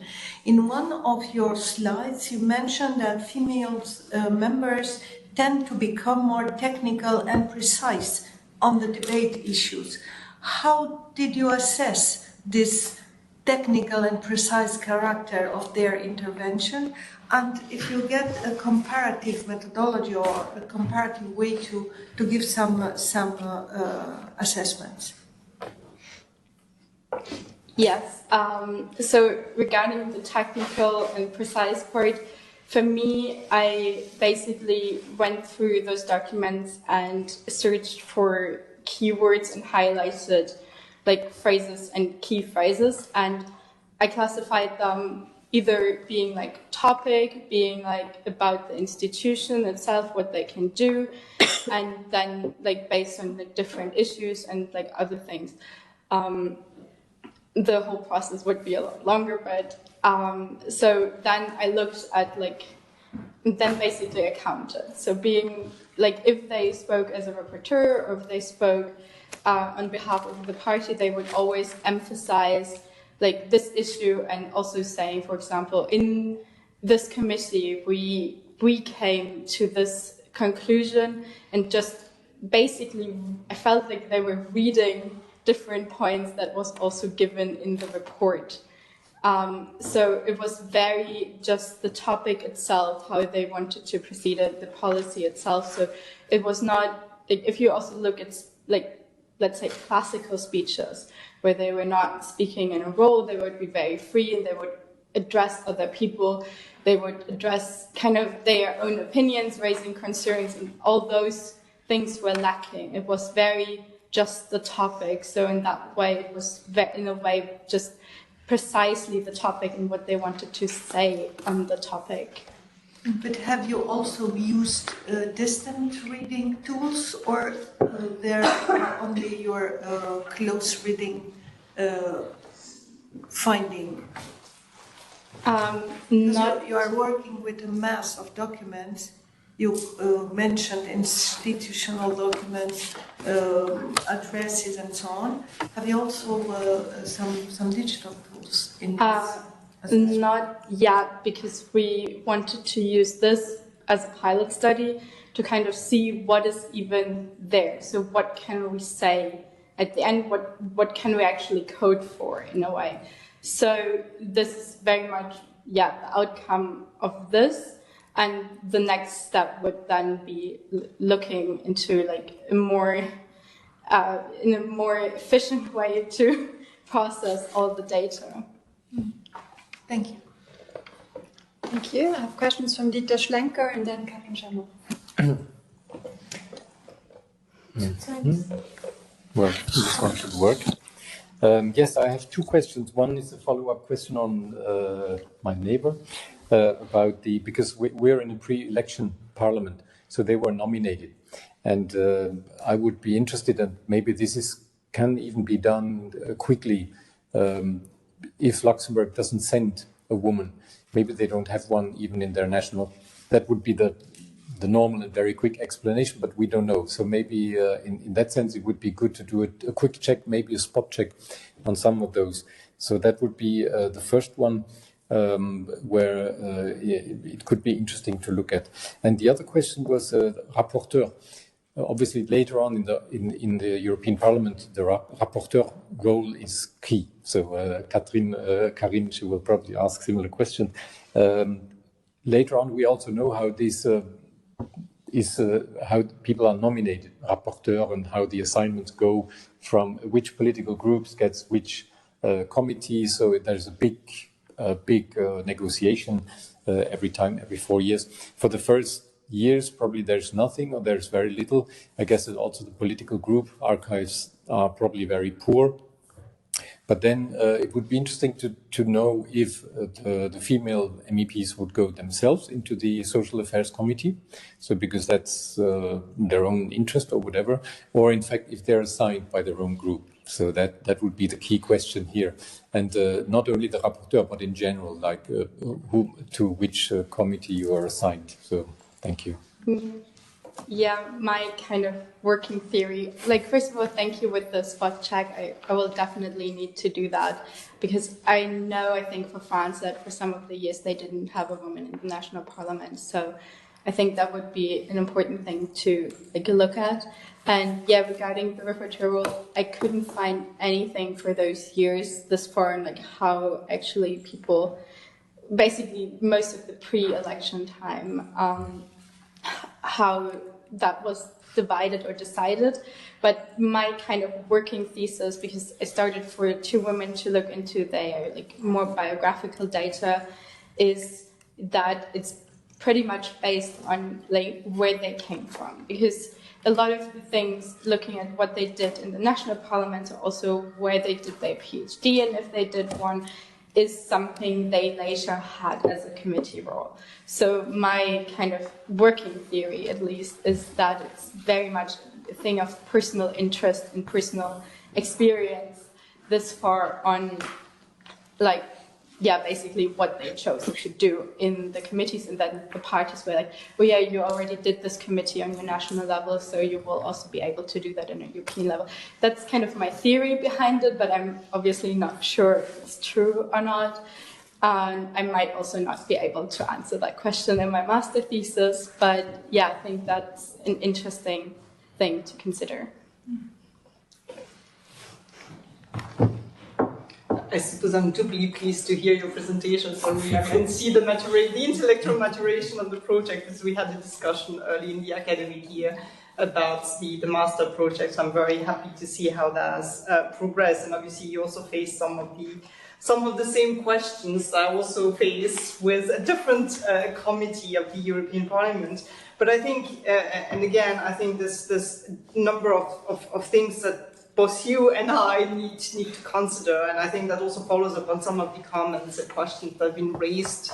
I mean, obviously, pre-1979, you have national delegates from the parliament, and obviously you have a poor representation of women in national parliament. But there is also something else, is that the extent to which women tend to be sent to Strasbourg, to the European Parliamentary Assembly / European Parliament, because this is deemed, more of a career tendence than pursuing a national politics career. Obviously, this is also something that's, to some extent, is also present post-1975, probably have, some of you must have heard of the European Parliament election being second-order elections, which for some scholars have also facilitated, the substantial increase of women or female parliamentarians in the European Parliament. And again, that is also it's more of a comment than a question, because this is also something that I have to find out for the Committee on Agriculture. And again, also this issue of committee assignment, which I think is also important, because there is personal choice versus expertise. And is that actually a combination, or are these women, and I would say for some of them, yes, for others, probably not. And then there's a question, who nominates or appoints them or tell them, this is the committee you're going. And I think also yours, and I would say a comparison, jumping ahead here, a comparison between your Social Affairs Committee and the Agriculture Committee would be interesting, because with the Social Affairs Committee, you have one of those committee who have been qualified as being female. I don't particularly like this distinction between female versus male policy fields, but that has been made. And obviously, I mean, my question then is, to what extent is it surprising that the Social Affairs Committee is one of the committee? I mean, that's a bit of a rhetorical question, I suppose. To what extent is it surprising that this is one of the committee where you have the most women represented, as opposed to, a committee like Agriculture, Budget, which are presumably, whether I agree with it or not, but that's a personal choice, are considered more, prerogatives of men, or associated with men. So again, I understand you're still working on those, and I'm also aware that you're doing a master, not a PhD project. But I think that's also questions that, even if you don't answer them, can also raise in the conclusion, because I think this are also valid questions. Obviously, the evaluator will also understand that you don't have the space, both in terms of time and word count, to address them, but that you're also aware of that. Yeah, I can answer a bit on that. So basically, for this, I choose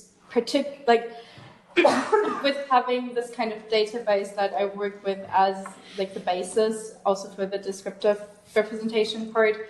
I have data on other committees of how many women were present, and for the pilot study, I particularly chose the Social Affairs Committee to see how women maybe also represented women there and how they represented and all, to kind of see if this translates to other committees or not. And what actually surprised me at a point the most was how I didn't consider it in the beginning, because kind of with the notion going in of also a lot of research that has been done, that women tend to be in those female committees, if you want to call it that way, which I also don't agree with, because even in the times where there were a lot of actual female MEPs in the committees, was 4 of 29. So it's not actually relative. Yeah, it's very low relativity, but still, what surprised me the most was, for example, the Economic Affairs Committee because it didn't have any female MEPs for like the first couple of years, which is why I didn't take it for the pilot study. But because for my master thesis I do the first 10 years, it was actually interesting to see that a lot of women also then in the later years were in the Economic Affairs Committee, and also, agriculture had in the first 10 years a woman, and also other committees. So it's not like, there were no other women in other committees, but it's, there tended to be usually more and throughout the whole time a woman in the Social Affairs Committee, which is why that was chosen as the pilot study. But for my master thesis, I will look at 2 more committees, probably. Do you have a follow-up question? Just very quick, because I forgot to mention it. I think the EPP is also an interesting case, also for me. Probably a bit the different case than yours, when they had more and then less. In my case, they had less and they had slightly more. But I think it puzzled me because I remember in a different life working on a different study, looking at the EPP archives, and I remember stumbling and telling to myself, well, this is something I have to look into more at some stage when I have time, which is never, that the EPP women had formed this network. I can't tell you when that was created. I probably is a slightly later. 54, 56. Okay, well then you're more aware than me, so yeah. But I think that's also interesting because that seems to have worked well for some committee, but not in others. And again, I haven't looked into that, but that's definitely on my to-do list. Yeah. And maybe also for, maybe not the master, but a PhD perhaps as well. And then I'll stop here, at least in as a commentator. Do you want to add something? No, but I also for basically the pilot of this pilot was a biographical research I had. So I also stumbled across that exact network because I looked randomly into a woman who was from the Christian Democratic Party. And now it's basically, the network still exists in a way, but it kind of split itself from the now EPP women. So it's very interesting, and they were very early on having meetings already in I know the early 60s because I read a pamphlet from that year where they talked about how they can, basically in their national parliaments, advance women's issues they were discussing in this network. Thank you very much, and I hope you don't feel too excluded. Please join the discussion as well. It's really, I think it's very interesting to have, like I said, this exchange on very concrete cases and then opening them up to other fields of investigation. And it's my great pleasure now to introduce Karine Germont herself, who's firm professor in Trondheim at the Norwegian University of Science and Technology, and is there a professor in European Studies in the Faculty of Humanities. And she has, which I find interesting, is maybe networks or maybe not intentional networking, but it's interesting to have the same institutions popping up all over the place here. Florence, of course, where you were a postdoc, but also Maastricht, where you have been a professor. You also taught at Yale, your history of European integration for a couple of years. And so it's a great honor to have you here, and I give you the floor. Thank you very much. I have to say that we're probably now part of the usual suspects for better or worse, and I have this daunting realization looking at the panel that I was substantially lowering the age of the panel, which on the one hand, it's heartening because, the younger generation is ready to take up the flame. On the other hand, it might just mean, you're at the pinnacle of your career and then it just goes down the hill from there. Hopefully not the latter. But anyway, I'm not here to philosophize about the passing of time. I will leave that to poets and artists. But I'm here actually to some extent follow up on the presentation that Winona just gave us. We'll stay in the European Parliament, but focus on the slightly different policy field, which is not social affairs but agriculture. Sorry, if you can I just have to start with a disclaimer. This is a very new research project which I basically just started. I had the project for a while now, but it's basically the conference forced me to operationalize it and find the time finally. And that's a project that combines basically different kinds or different strands of research and research interests that I've had in the last 10, 15 years. One which is on the European Union's common agriculture policy, and the other one, which is a bit more recent, on the European Parliament, but obviously with a specific focus on women as key political actors. So what I'm interested in doing with this paper, and obviously there's been quite an incipient literature on the one hand, gender and equality in the European Parliament, or the role of gender in agriculture, but I find very little study that I've actually tried to combine these different strands of literature, and that's what I would like to do with this paper, to kind of try to explore further this nexus between gender, agriculture, and the European Parliament.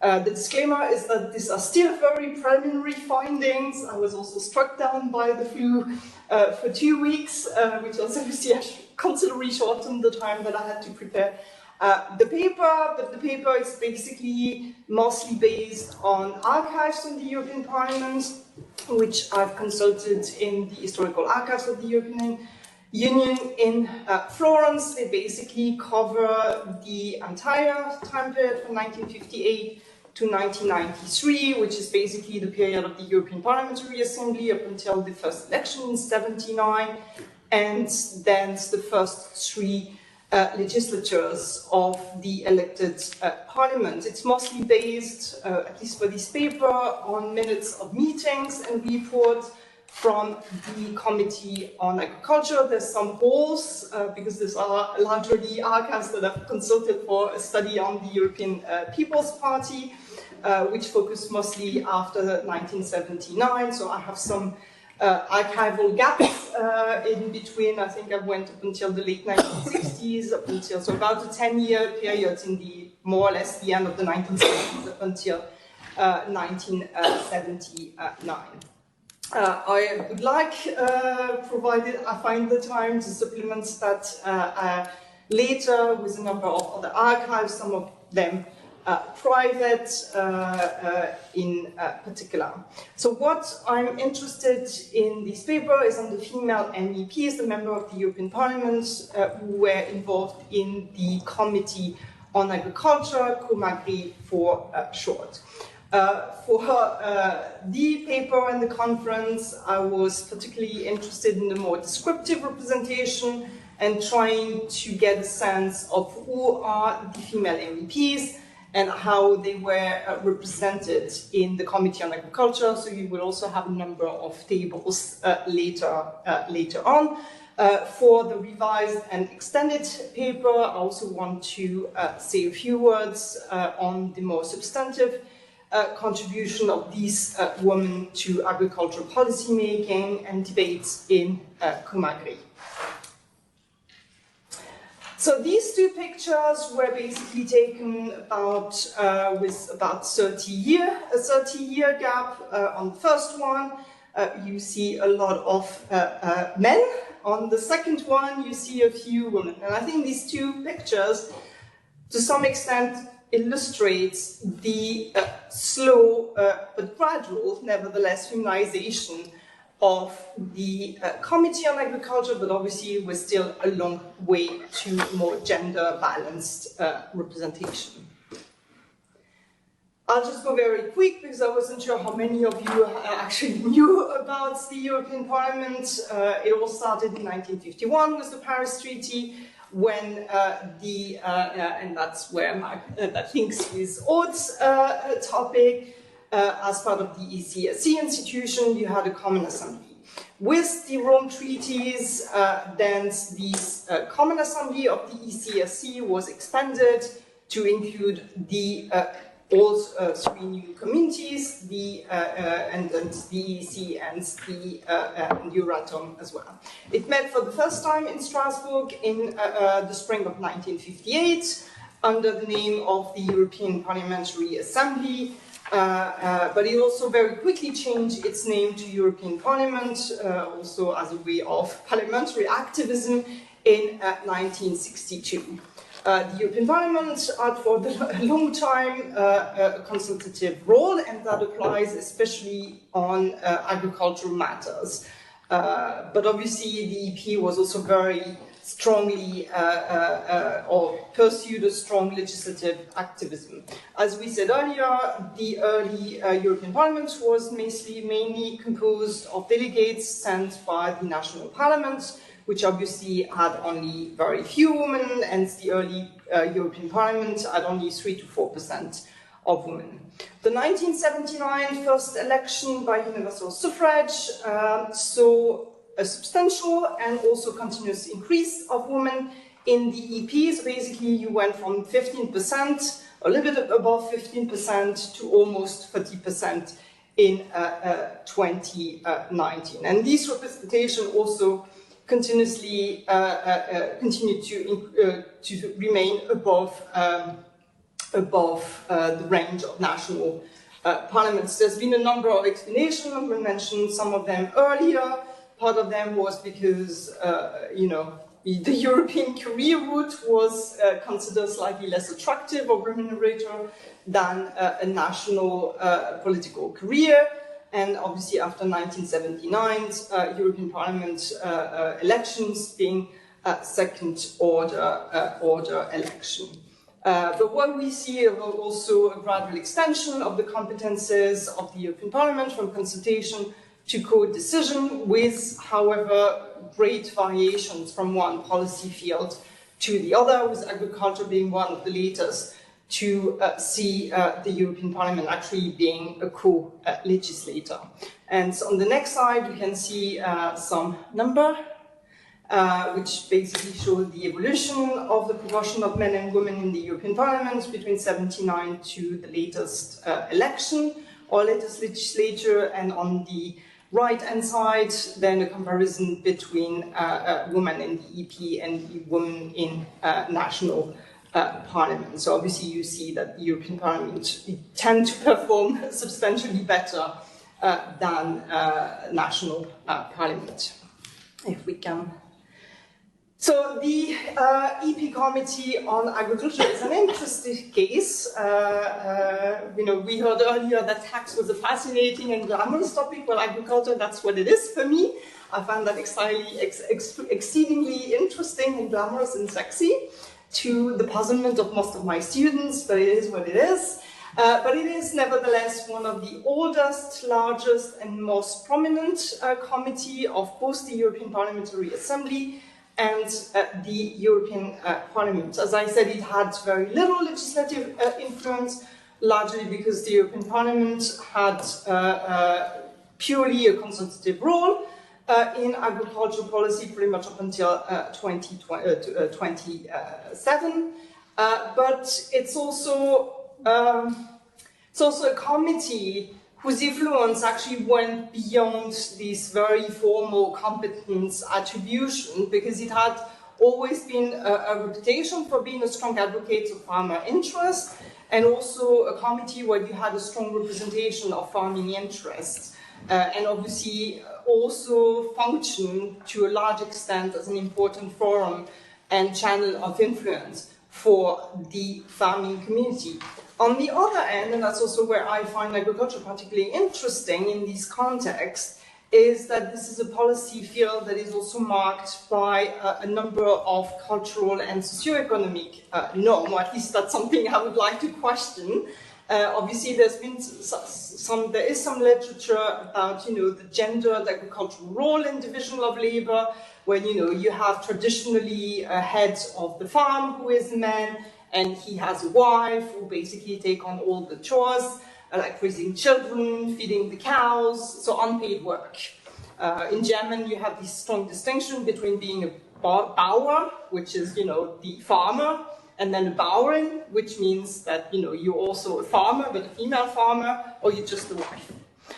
So obviously marital status also plays a role there. It's also a field where you have some patriarchal values and beliefs, and also very rural masculine identity. And I think that's also particularly interesting to see how does it actually plays in an institutional setting like the EP Committee on Agriculture.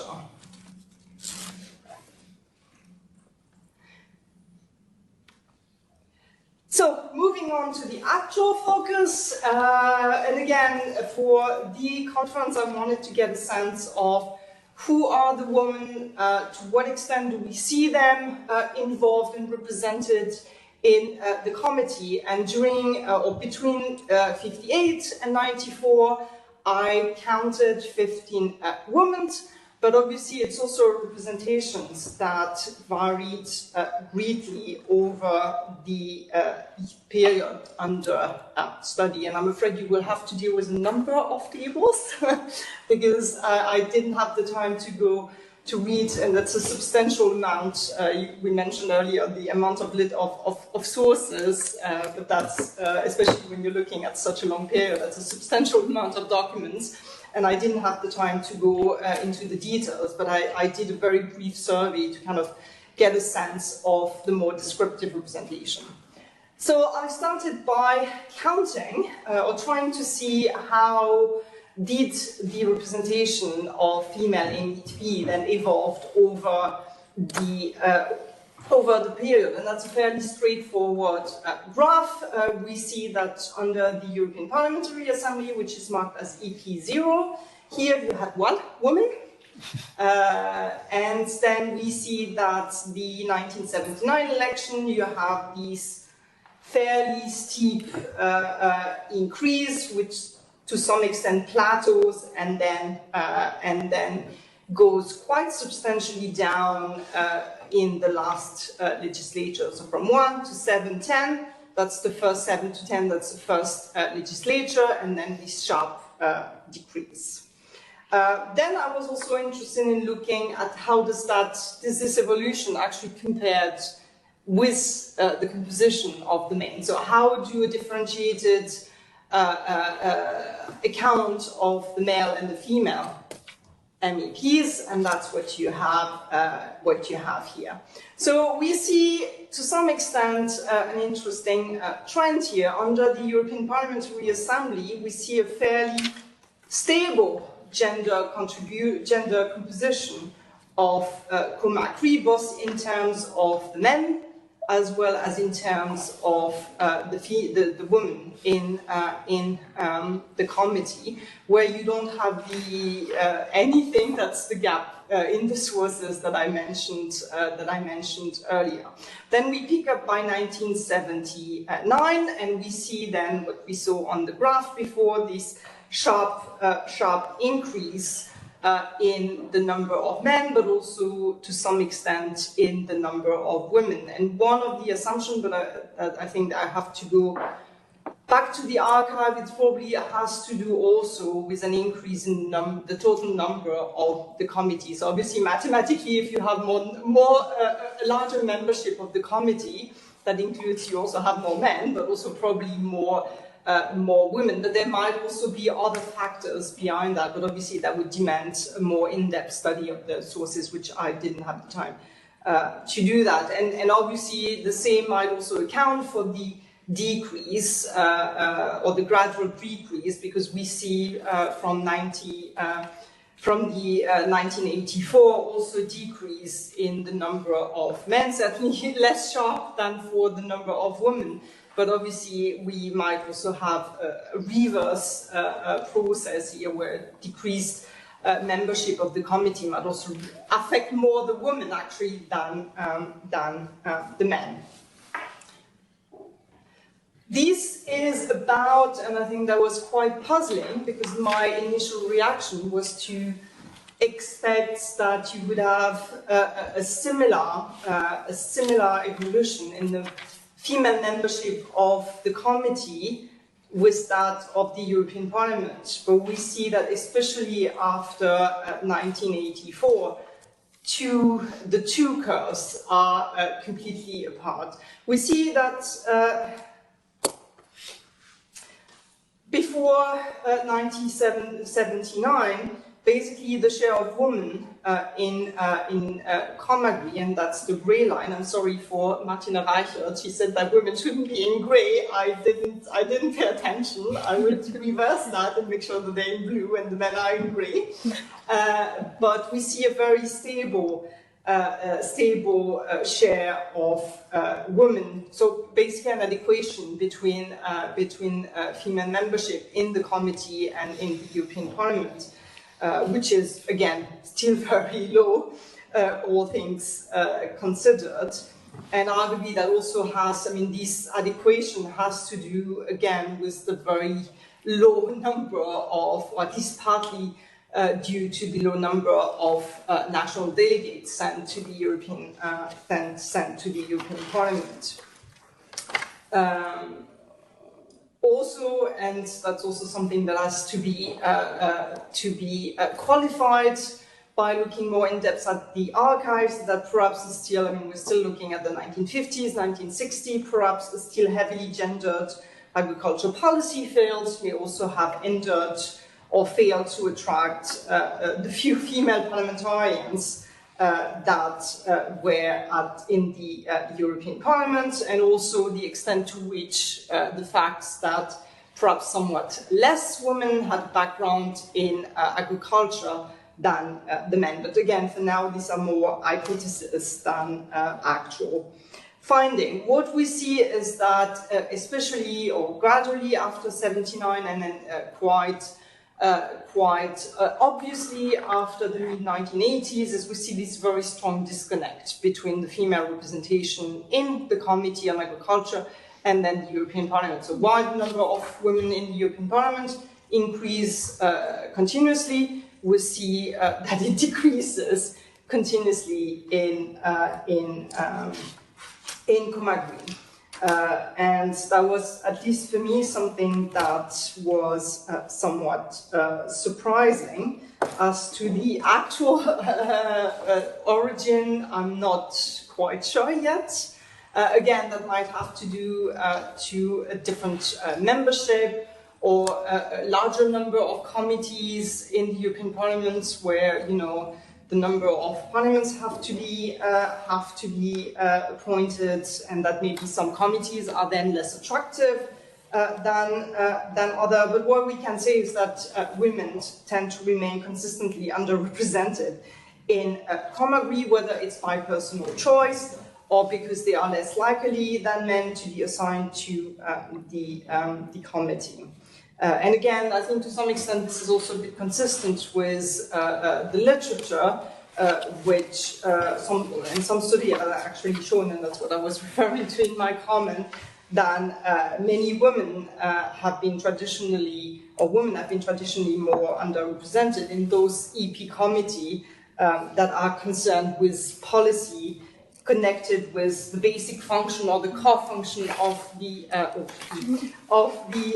European Union, as opposed to committees that are more concerned with what are often termed typically female interests, such as family, work-life balance, employment, and the like.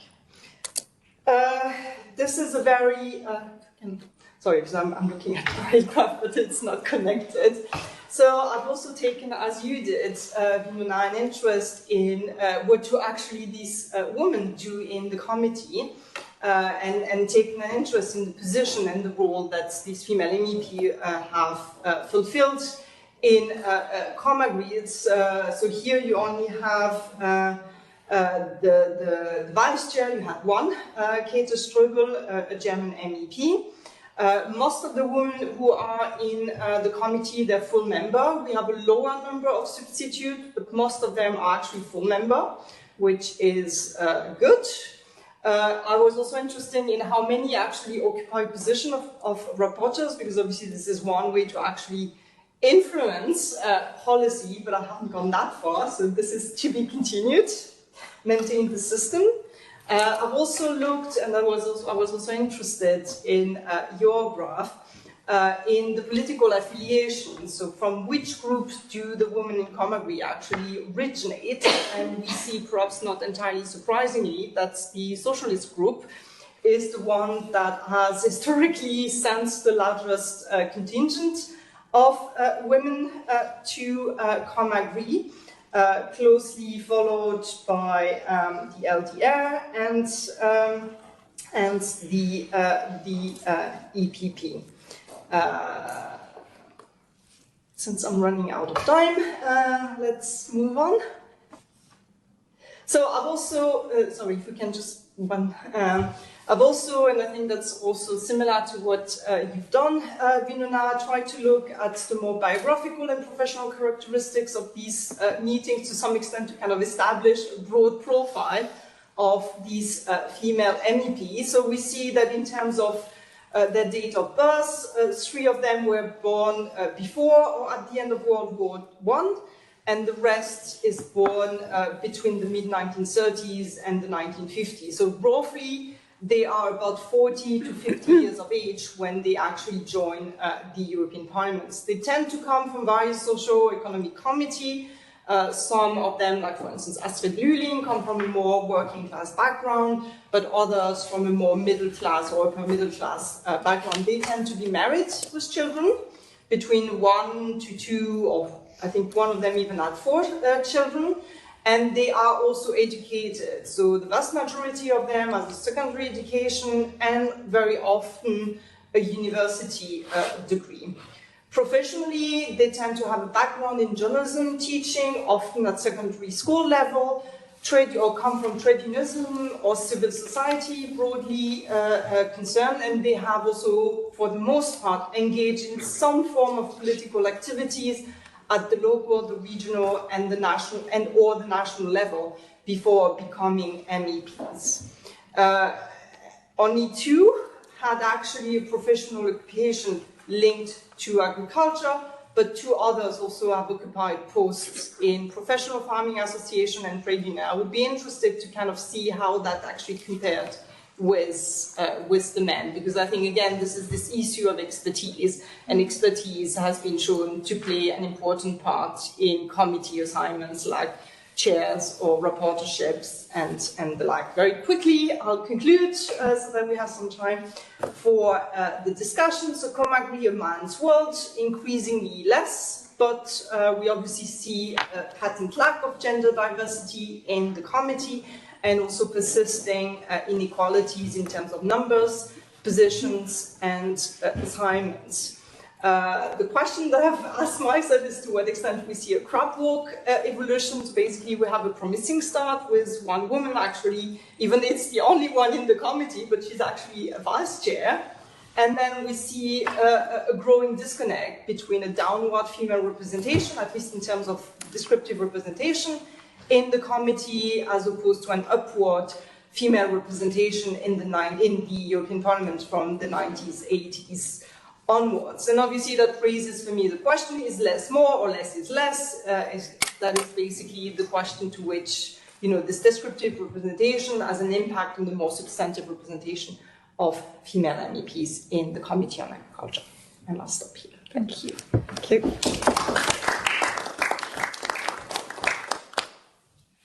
Thank you very much. Very interesting finding indeed, this disconnect. I was wondering, I don't know if there has been any research on all the other committees, but is that specific to agriculture, or is that something that also happened to other committees? I think that probably is, I haven't really read a lot on other committees, largely because there isn't that much. Again, I think there's a bit of disconnect between different strands of literature.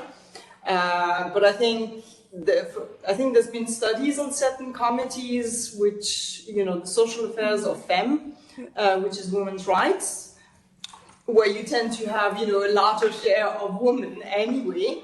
But there's hardly anything on other committees like budget or econ or agriculture for that matter. So it's a bit difficult to kind of, because you can compare pears and apples or oranges and apples, but obviously it will also be interesting to have maybe a study on the budget committee or econ, which again are more traditional dominions of male hegemony. Yeah, it raises really interesting questions. Any comments or questions, please? Maybe you can't answer this, but I mean, the question for me now is: so what did they do? What did they want? What did they stand for? I mean, what was their attitude towards the CAP and the reform of it, which was a big issue in the 70s and 80s? And then what I found interesting is that if you look at DG Agriculture in the Commission, you also see there's no woman really in any leading role in the 70s, 80s, 90s, probably 2000s, no head of division, no director, and so on. So I think that it seems to be interesting in terms of, is that a female, is that male domain or not? Are they coming in through the EP and change things that way? But in the Commission it's much later, I think, that they start to encroach. The first question will be very quickly answered. I don't know yet, but again, I was just trying to get this sense of who are they, how much are we talking about, because are we talking a small number or a larger number? And that was fascinating. That was easy from a cursory look at the archive, but obviously the more substantive contribution and what did they have a different opinion? Were they in favor of agricultural reform? Where most of the men in the committee were opposed, or were they actually similar? How does this background? And I think that's also important, because my suspicion would be that if you, at least that would be one working hypothesis, the woman who didn't have a background in agriculture might have been more viewed CAP reform much more positively than those who actually had this farming background, or maybe not. But for that, I think I need to really go through the pile of documentation that I have accumulated like a little hamster over the years. So that will be in the revised paper, but I think at this early stage I can just maintain suspense for a little bit of a while longer, which is also a good way to kind of, make some publicity. If you want to know the end, stay tuned. Thank you. I think there are also questions in the chat or online. So just people, if they have questions, they can open their mic. Yes. So please don't hesitate to open your mic. It's open mic season. If they can, I'm not sure if technically yes, they can. Okay. Anyone out there?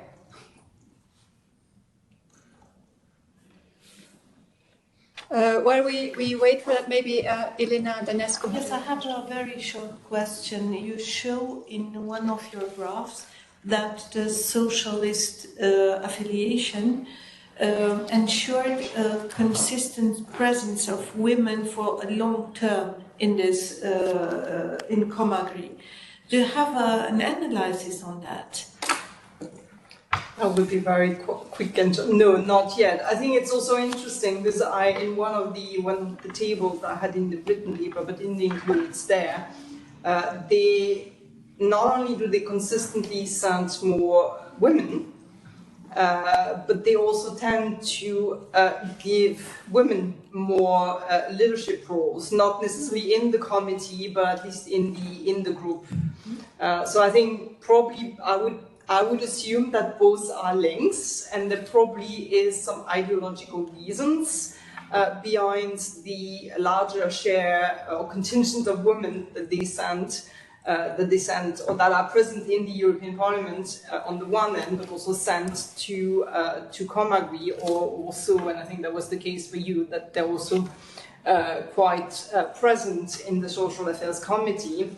And also this tendency inside the group to have, to some extent, or give more leadership position opportunities to women. And I would assume again that both are to some extent linked. But again, there's more research hypothesis, I suppose, at the moment, than an actual finding. I think that's probably the sort of question, the sort of answers that you would find in, not necessarily in the EP records, but in different more private archives or even interviews. I mean, again, this is a time question.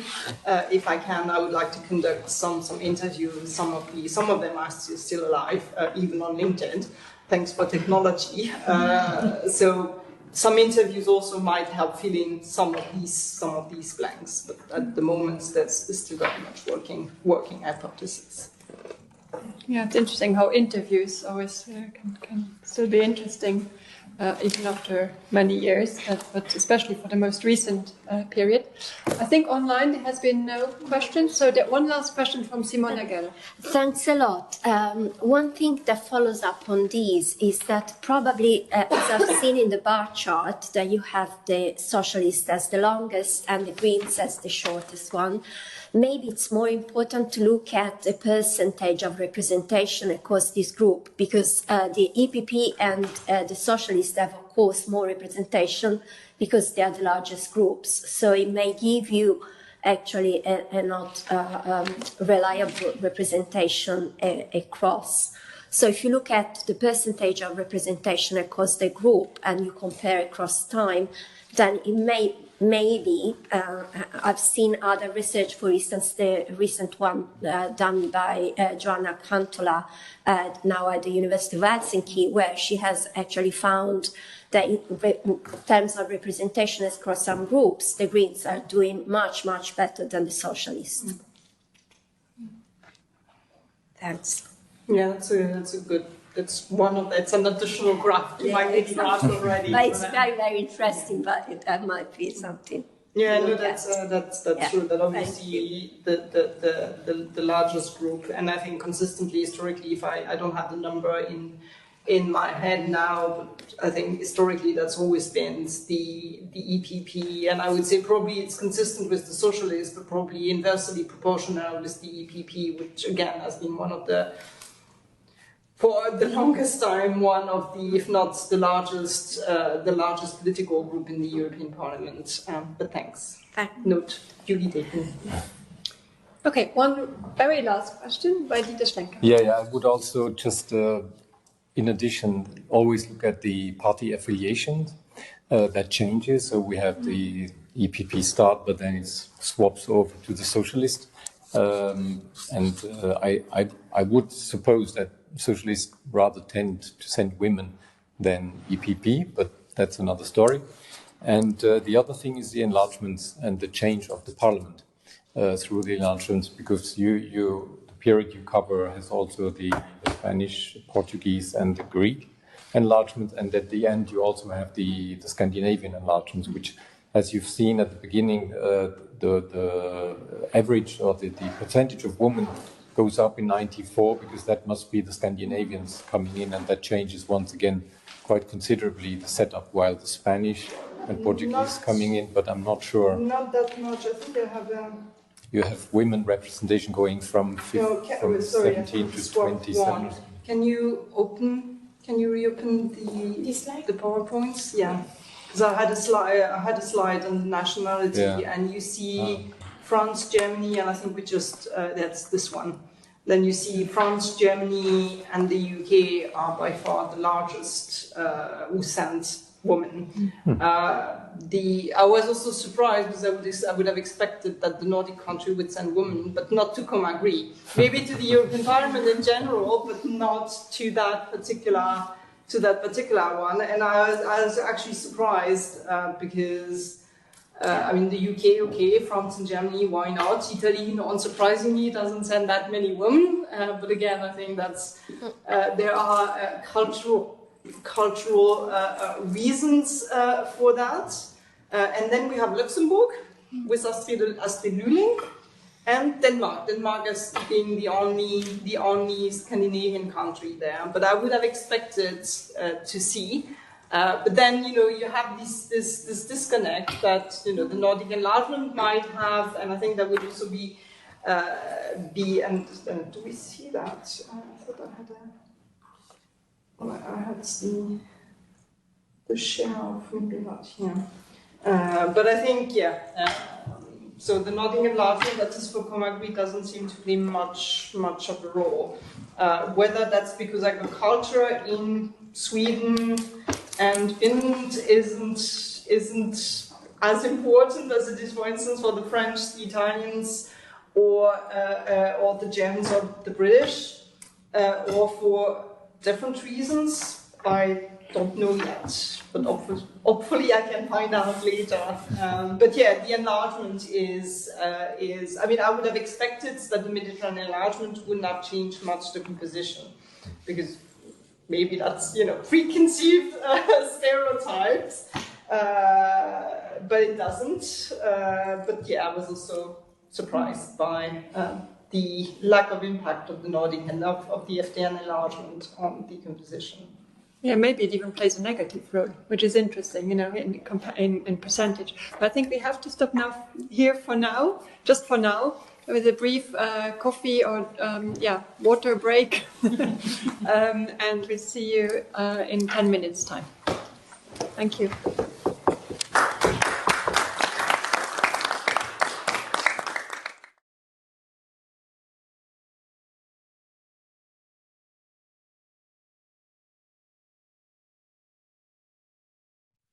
Okay, thank you very much. Well, in fact, the title, there was an N missing, so I just added it here, documentary and multimedia collections, because we're neither only documentary, but we're also certainly not just a multimedia archives. Yes, so this I want to take the next 10 minutes to introduce you in the holdings we have, in the material we have that could specifically be of interest for writing the history of women within European Union institutions and beyond, and give you also an update on maybe some of the collections that you haven't yet seen or that have arrived recently and that would be interesting to use. And this on both areas, on the document side, so on the paper archival side on the one hand, but also then some audiovisual material on which we have been concentrating the past years and which are now also available and give a completely a complementary but also a different insight into the whole picture. So first, very quickly, our mission, because we have very few here that have not yet been in Florence, that may come maybe in the near future. So we are the historical archives of European Union institutions, which means that all the EU institutions after 30 years, according to the EU regulation, the archive regulation of 1983, they sent their documents to Florence after 30 years. So these documents are the internal documentation of the EU institutions that they produce, which means that it's mostly 90% is documentation that is restricted, that even is classified as confidential or secret, and that after 30 years, in a quite dynamic way nowadays, are open to the public. Nowadays, even digitized and shipped to Florence to be open to the public. So all the EU institutions do this. We also have another mission to collect also private archives, and that might be also of interest for this group here. Private archives, private collections from actors.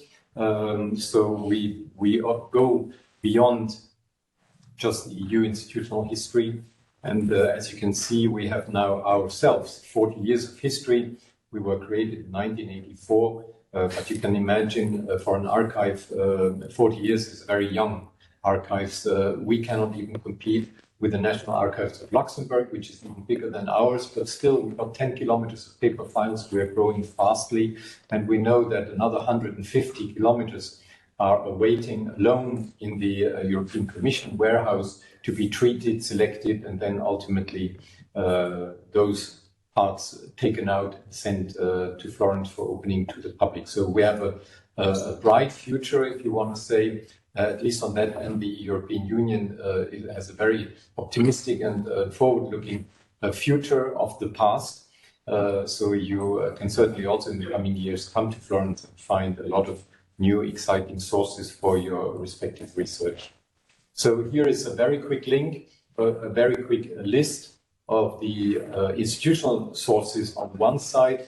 And in fact, it has been filling up quickly in the past years.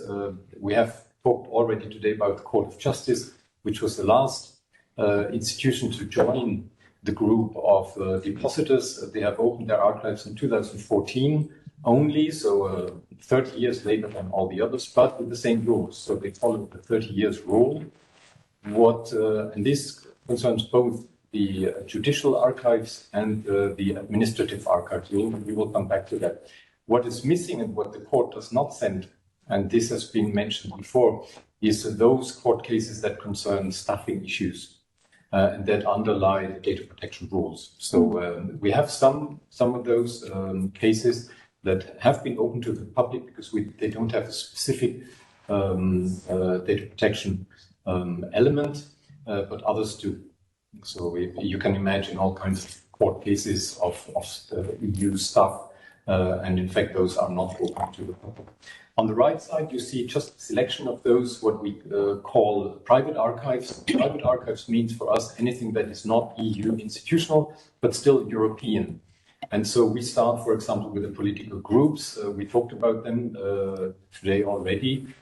Some of them are with us in Florence, some others are still in the parliament.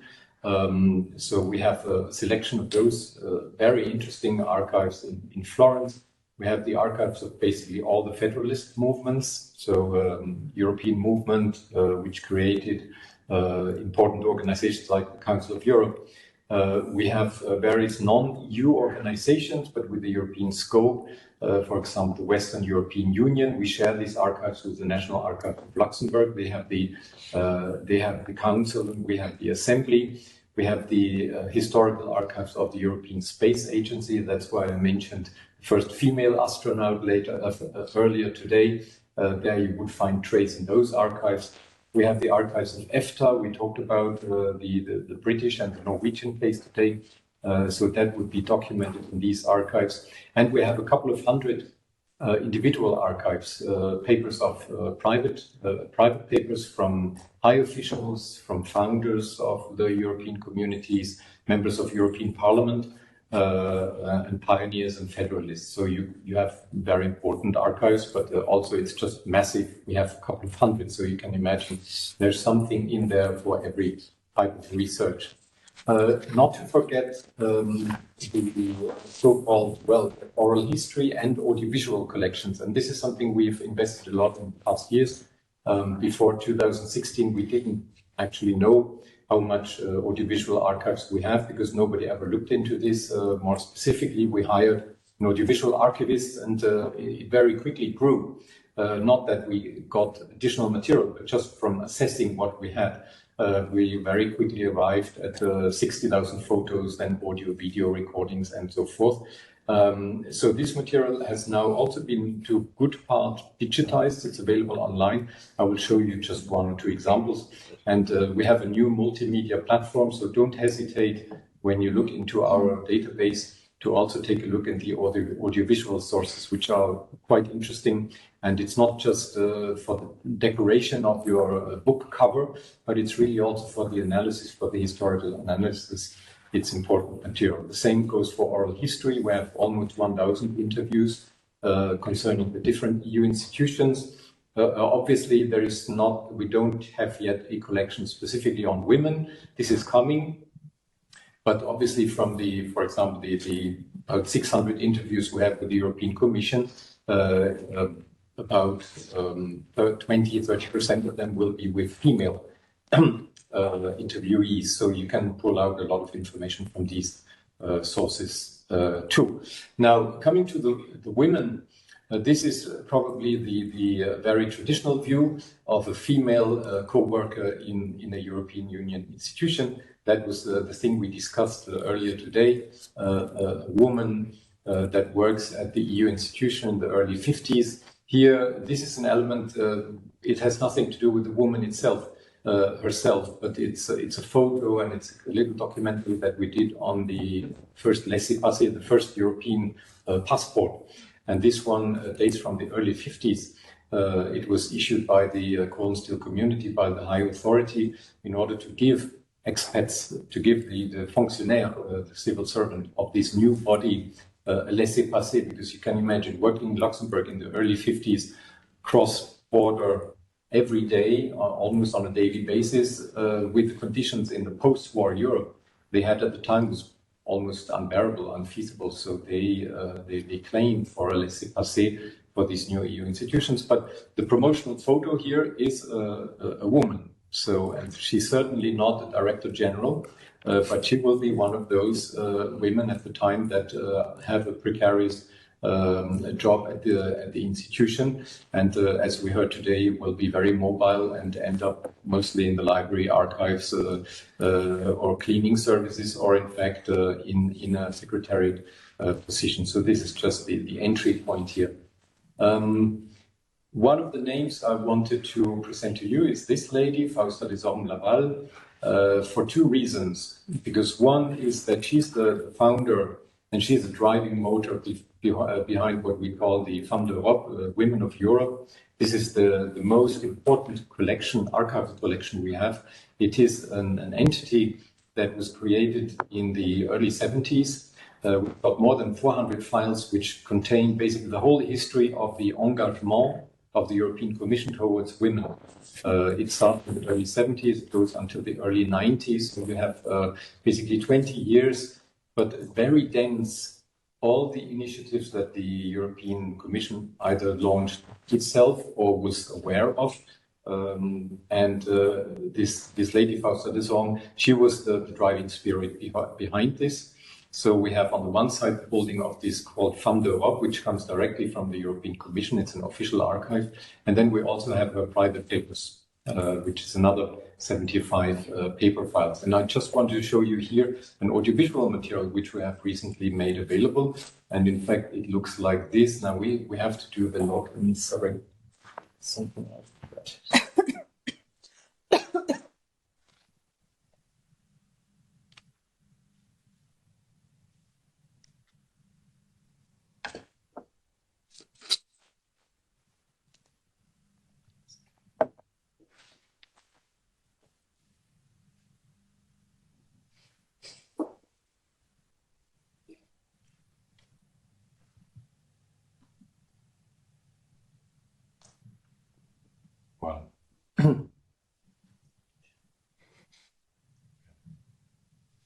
So this is how the database also looks like. And in this case, we talk about a VHS video, which we have in our collection with this one. And it's one of the videos that was produced by this group, group called Femmes d'Europe. You can see on the left side, there is a couple of numbers of these files. They all have this strange icon. That means that here we talk about a video. And this is a promotional video from the late 80s about women's rights, about gender equality, des barrières qui tombent. And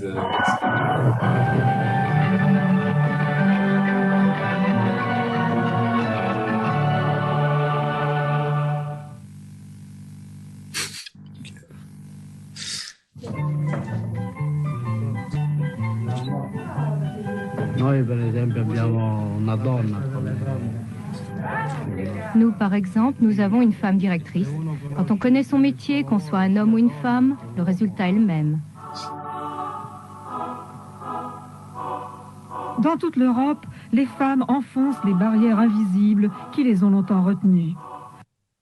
Voilà. I think it's just to give you an impression. This is the kind of material you can find nowadays also in our archives, because this has now been made available, promotional films. And I think you're going back here 30 years. And even more. So what you can read in the documents here, you can also see it in a different format, and this could be interesting for your further research. Now,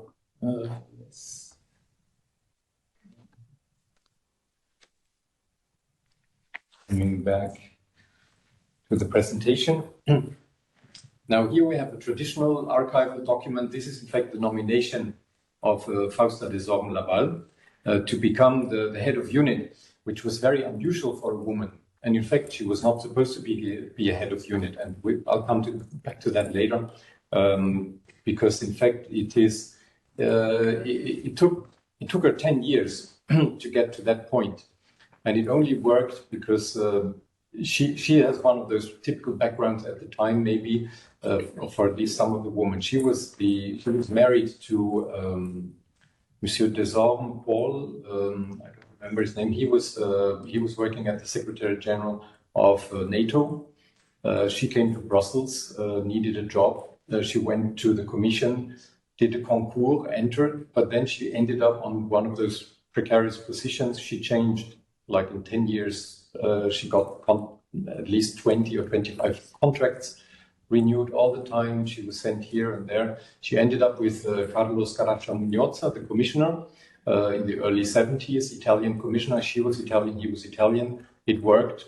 He gave her a job, and finally she entered as a regular staff. She became nominatively head of unit, whatever that could be at the time. This is the letter, so this is also a change of career.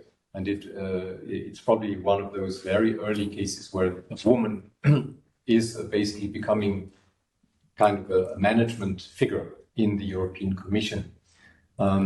This is the newsletter, and this is the first issue of this newsletter from Europe, which worked over 20 years almost, 77 to 92, so 15 years. And it started with a couple of pages, as you can see here, very simply, but it became the communication tool for the European Commission when it comes to gender equality and women's rights. So this is the last issue, and in fact, you can see how much this has developed. Now, obviously, in 1992, women at the European Commission or in the European Union did not win the final. They were still on their way, but it's the last issue, so apparently they have achieved. This is the Maastricht Treaty time. They have achieved their goal. The unit disappears later on. The topic of gender equality is picked up by the EU agency, the European Institute of Gender Equality, and this service ceases. Also because Fausta Deshormes-Laval, she leaves, and so basically the whole service disappears more or less with her. Now, interestingly, and here we come back to the court. Some of those cases end up at the court. That's for women, for the history of gender equality and women's rights. It's very important. We had that documented before, the first case ever on staff matters, on women's staff matters in the end before the court. The same happened with Fausta, because in fact she claimed, she went to the court in 1978 after she's been nominated finally to have a proper job, because what happened to her, and this is a typical case, I think, the European Commission would not acknowledge the 12, 13, 14 years of service for her pension rights. So basically she worked there on precarious contracts, but she was hired on the basis of a concours. But she was declined the pension rights. So she went to the Court of Justice of the European Union, and basically you can read the whole process file. And about this court case, and this is one of the typical scenarios that also Aude was talking about before. Now, this is in fact the dossier de procédure original. This is what you can consult in our reading room digitally now, and you can also read it from home. You just have to ask for access for it, where you can have the whole full story on this. This is another court case. This is a more famous one. It's one of the most famous court cases.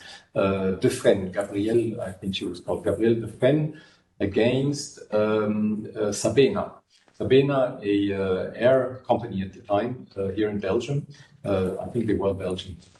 They disappeared, but in fact she claimed a court case in front of the Court of Justice of the European Union on equal treatment and equal pay. She was a flight stewardess, and she got paid less than her male peers, which is an obvious inequality. I mean, still today we have this inequality, but this is the same job. So you got a man and a woman doing exactly the same job in the same company, and she would be paid much less than her peer man. And this is a very important court case on equal pay for women and men in the European Union, 1977. Also here you can consult the whole procedure. It's in French. And I think this is also very interesting for the topic of today. Simone Weil, obviously she's a classical source. I don't have to show here the archival structure, but Simone Weil, unfortunately, is not well documented. She's very famous. as a female leader. We didn't have access to the presidential files of her from the European Parliament for a long time because there were a lot of problems about data protection and opening and secret documentation and so forth. But now it's open, so you can consult the presidency of Simone Veil at the European Parliament since a few years. It's here. So this is a new exciting source on one of the top leaders in European Union history on the female side.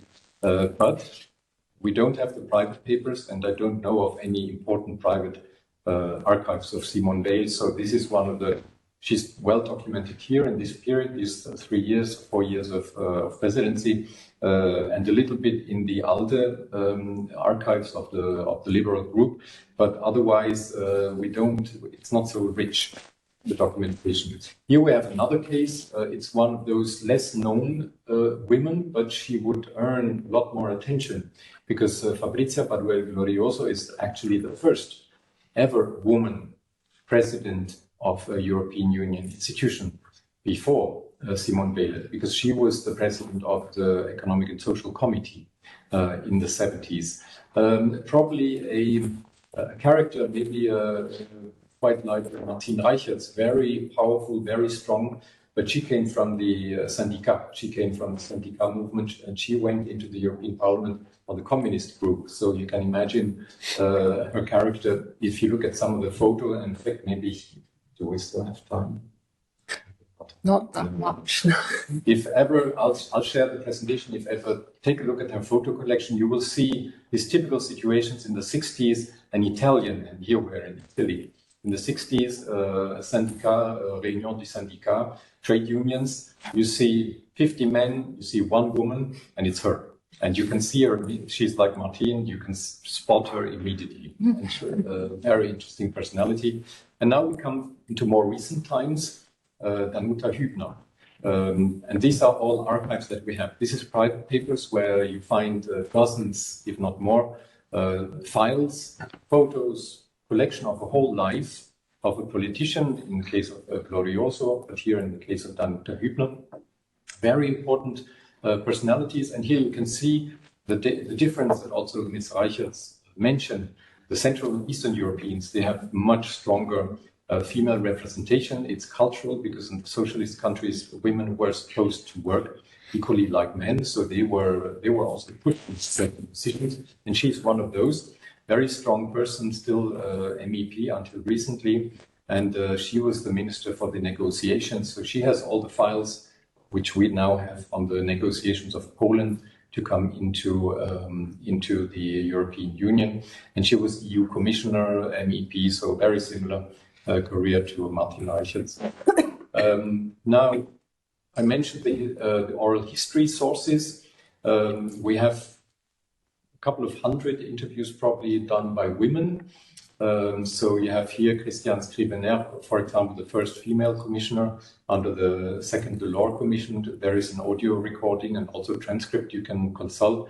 We have 2 interviews with Fausta Deshormes. Obviously, these interviews are on their professional work in the commission or in the parliament, it depends. But obviously, they also touch a lot on their specific situation as women. And these are very rich resources.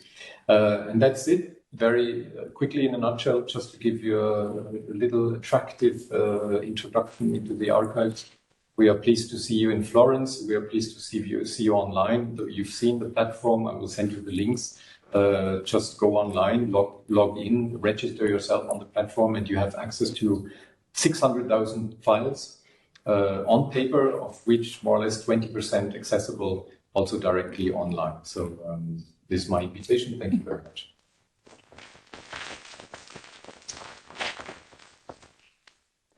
Thank you so much. We've got us all queuing up soon, so I feel like a reflection. Sorry? Oh, yeah. So I immediately pass the power over to Simona, Dr. Simona Guerra. She is a senior lecturer in comparative politics at the University of Surrey. She's also visiting professor at La Sapienza University in Rome. I just mentioned one of her many publications. She's got a new book out, the Oxford Handbook of Polish Politics is going to come out soon. Another article is coming out, or has been out as well. Her topic today, and that's going to be the title, is No More Undocumented on the First 12 Women of the European Chamber. Thank you. Thank you. Yes. Thanks a lot for accepting my paper. I'm delighted to talk about the research because it's a new research project I've had and I started to work on it just after Brexit. Mainly, my main research interest is how people look at the European Union, how they perceive it and what their attitudes are. And actually, during Brexit, I joined forces with Roberta Guerrina, who has been looking at gender divides and gender policy in the European Union for a very long time. And what we found out that for the Brexit referendum, there were huge differences between men and women, where women's voices were mainly silent, and where in the literature in the past, women were also seen as more Eurosceptical or less confident on what they knew about the European Union. So I started reading more about women and the European Union. And at the time in 2021, when I started this project, there was out the Routledge Handbook on Gender and EU Politics. And it starts with a couple of chapters talking about the persisting lack of women's representation in EU studies. And actually they have they look at the literature and the book by Desmond Denon, for instance, where you have more than 1,000 references to men and just about 14 women.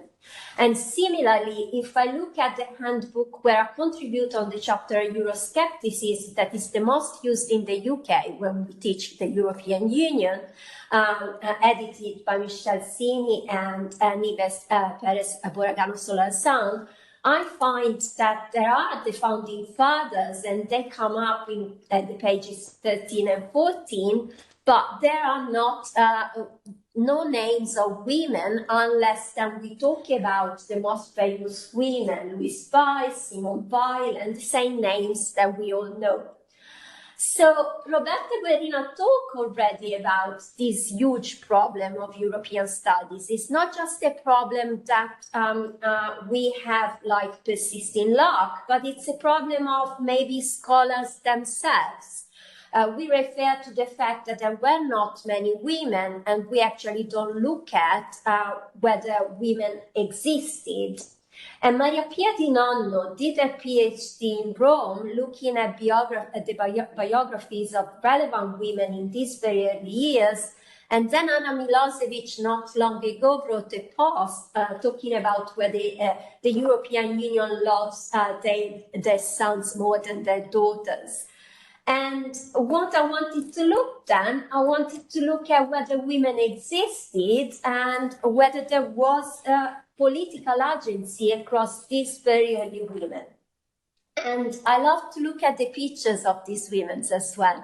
And it's fantastic to look at these women when they go back home and when they engage with meetings at the local level, with the local communities. They work a lot with local communities. So what I have done, I had the opportunity of spending a month at ULB with Natalie Brack. Actually, we submitted that research before the pandemic. I had to be in Brussels in 2020, and we had to work on Euroscepticism and the European Parliament. And then the pandemic destroyed everything. So I went just last year, and I added an archival research visit at the European Parliament Research Service that have opened the doors to my research since the very beginning. So I've been first in March, I returned in May, and then I stayed for 2 months in June and July, and I went back October, November, December when I was not teaching.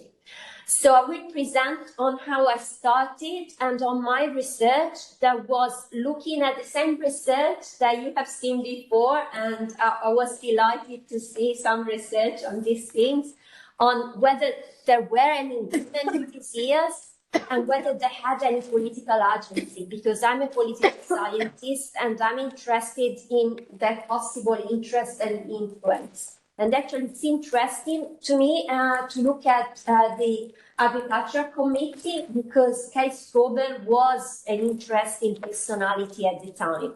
So as soon as I arrived at the European Parliament, I received a long list, not so long, maybe 31 women entered the European Parliament at the time, before 79.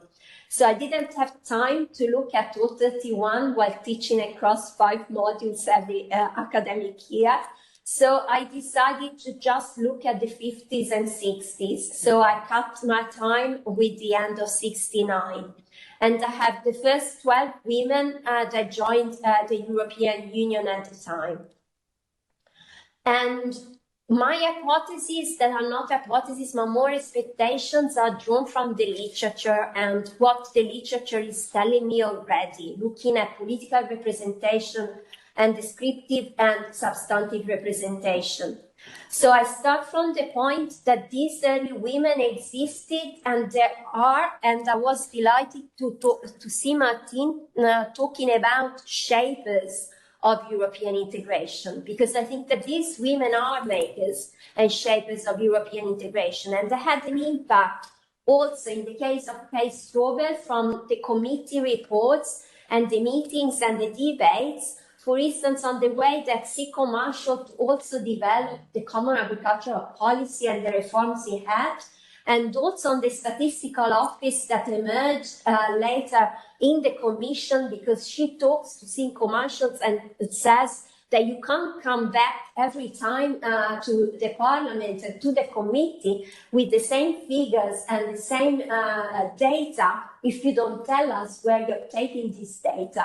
So all the times I tell you, come back and bring me like this data and the sources of your data, and you come back and you want us to support these reforms without telling us where this data are from, which is really interesting. She had like this type of very strong attitude. So I address 2 questions mainly. Is there a woman political presence? And I'm interested in their political agency. So are they agentic? What was their political role? I expect, looking at the literature, that of course institutional cultural factors can affect their political presence. As already seen, there are some countries that have more presence, but also women there secured voting rights much earlier compared to other countries, like for instance France and Italy. So France and Italy had much earlier, for instance, social movements activity of women, but there are countries like Germany, Luxembourg, and the Netherlands where women secured their rights, their voting rights much earlier compared to Italy. Also, we can expect that left-wing parties can expose more women's representation.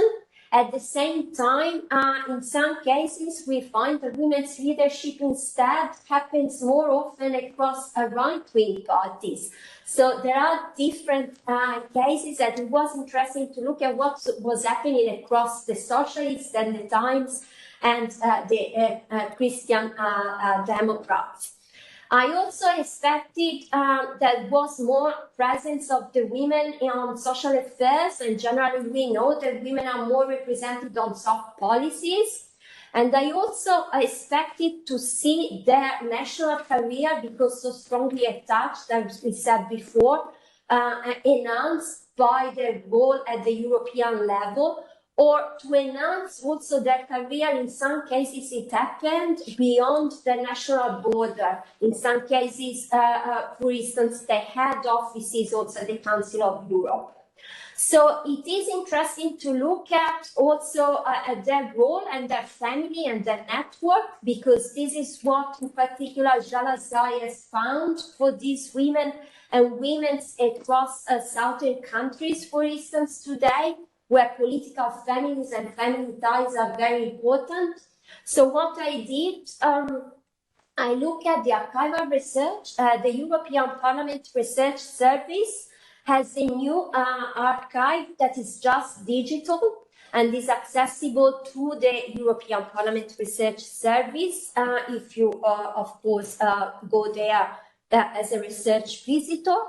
I could access more than 800,000 documents. I just identified the ones that are relevant for my research, so the ones between 52 and 69, and the most numerous ones for those years, of course, the ones in French.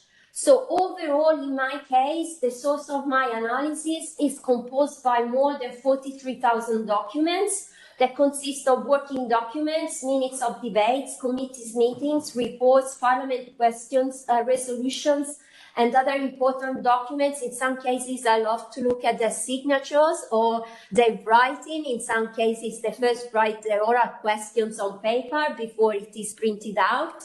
So I see also how they were writing or how they were signing the documents.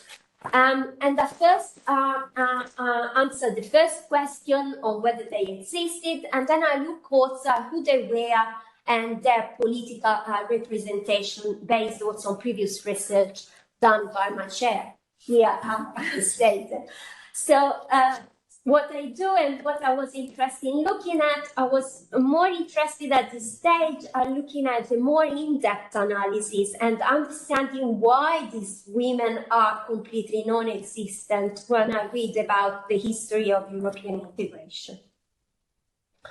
So when I look at where they are, actually I find the same as we have discussed before. Women are more present across soft policies. But if we look also at research that has recently been done on leadership in the European Union, and my friend and colleague Henriette Müller has written a fantastic book with a colleague on that, there might be opportunities across other committees. And I found quite important political activity within the limits of the political activity of the Parliament at the time, across the Political Affairs Committee, or also, for instance, on the economy and finance. And actually, there was also someone from my local region and very close to where I live on energy, for instance, or Neil Deyotti, for instance, on the working group on the European Parliament, on how the European Parliament was changing at the time. So I report here just the common patterns. I sent the paper last week, and I hope it can be circulated. I'm happy if you have a look at it. What I found that, as Jalal Zayas found, social, economic, and family factors are quite determinant across the success of these women. In particular, across political parties, where generally we know the homosocial capital and interpersonal resources are more important, and where parties, as already said, work more as gatekeepers, and there could be a bottleneck in particular at that time. But interesting as well is that women had the opportunity to be represented across some committees where I could not expect that they were represented, as said. Also, what is important that women, despite that, seem still to be more represented across this social type of committee members, and this seems to have also an effect and an impact on what has been recently happened, for instance, with the economic and financial crisis, or with the pandemic, where, for instance, women seems to be not represented across other economic or financial committees, and where women are the ones that pay most from the crisis, from the different crises that have happened. And this is something that then returns in my conclusions, because it has happened again within the Conference of the Future of Europe. And third, on party ideology, I have found that in some cases, and here I have Marguerite Zerrier-Martin-Legault, and her father was an important professor at the University of Ghent, where she also took a PhD in law. And actually, when she graduated, they didn't have certificates with the reference to a woman. So they just had he was awarded. So they had to add PS. She was awarded with a pen. And interestingly, she was voted in the Belgian parliament when women didn't have the right to vote. So they secured the right to vote just 2 years after, and she was elected when she had the opportunity to be elected. That is one of the cases where opportunities, and something that Martin said before, just open those doors, because doors can open at times unexpectedly, and as the book on leadership in the European Union repeats as well. In this case, women have been represented more across the socialists. For instance, the first leader was Kate Strobel, who was the deputy chair in the Agriculture Committee, and sometimes she led as chair because the chair was not present.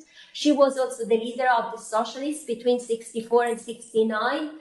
But if we think about the socialists up to today had just had 3 women leaders out of 19, one in 1994, the British one, and one today with the Spanish leader. And fourth, is interesting to me to look at the sort of cleavage between the early women and the women in the 60s. It depends when women were born and their personal experience, because they bring their own personal experience in their job. And I find that the women that had experienced the Second World War generally work more on gender equality, solidarity, the local community, employment in the local community, poverty, and how to help and to teach and share different employment skills across their local communities. Women that have joined later and didn't experience the war generally had further experience in international organizations, so work more on gender policy, but also on their career at the international level. They returned to the European Parliament as candidates when there were the elections, and they also became commissioners who work in the Commission. So overall, I find that women existed. Maybe they didn't have that fantastic presence, but we cannot, in a way, what the head of policy impact at the European Parliament told me. You can't expect that women had the same impact because there were less women and they couldn't have the same role that they can have today. So you cannot study the women of yesterday as you study the women of today. And in a way, looking at the dialogue, and I want to look at the dialogue within the committees in the paper I'm working on now, this one has been accepted.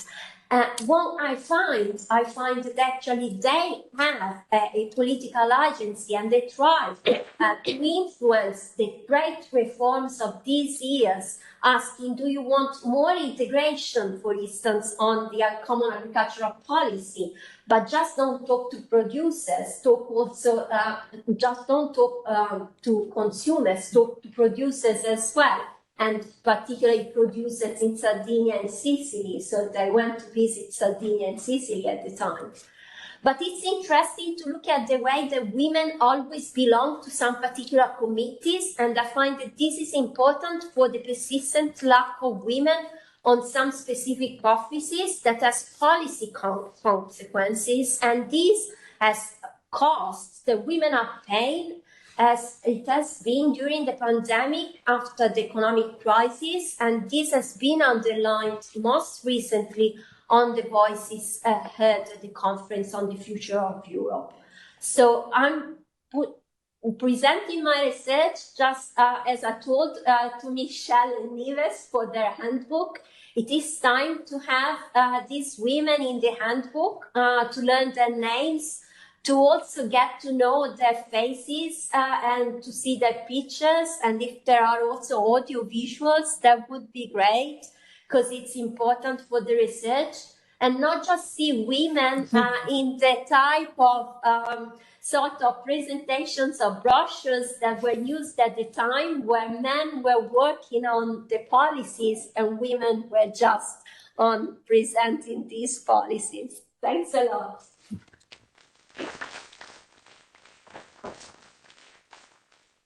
Thank you so much, Simona.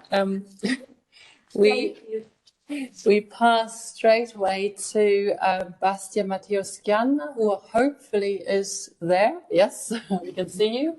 I think you need to unmute yourself as well, eventually when I pass on the word. So Bastian is, he is an associate professor at the University of Potsdam. Previously he was at the LSE in London, and I will introduce his topic for today, which I believe is part of his habilitation, but you might correct me on this. And the paper is entitled Madame Europe, Katharina Focke, the German Social Democrats and European Integration. And you've got the floor for about 15 minutes, so we reserve 15, 20 minutes for the discussion. That would be super.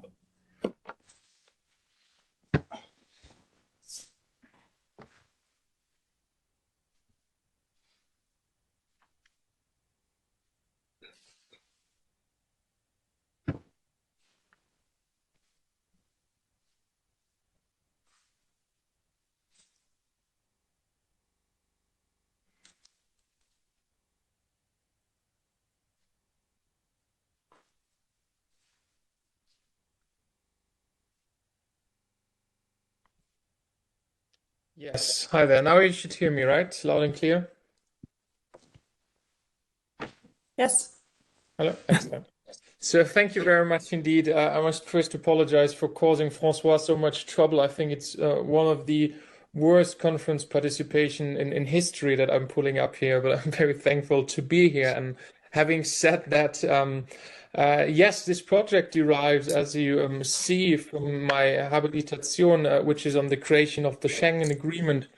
And I was very much intrigued by that one woman that always came up and that sort of kept coming up while I was researching and writing it. And that's the lady in the middle, Katharina Focke. So what I try and want to do with you today, and sort of looking at why does she matter, where does she fit into the picture of the Social Democratic Party, so the SPD, the German Socialists, and how they were looking at Europe and how they were trying to shape the European integration process. Whilst doing that, I will also touch on the questions, what role did informal networks play and groups on the sub-state level?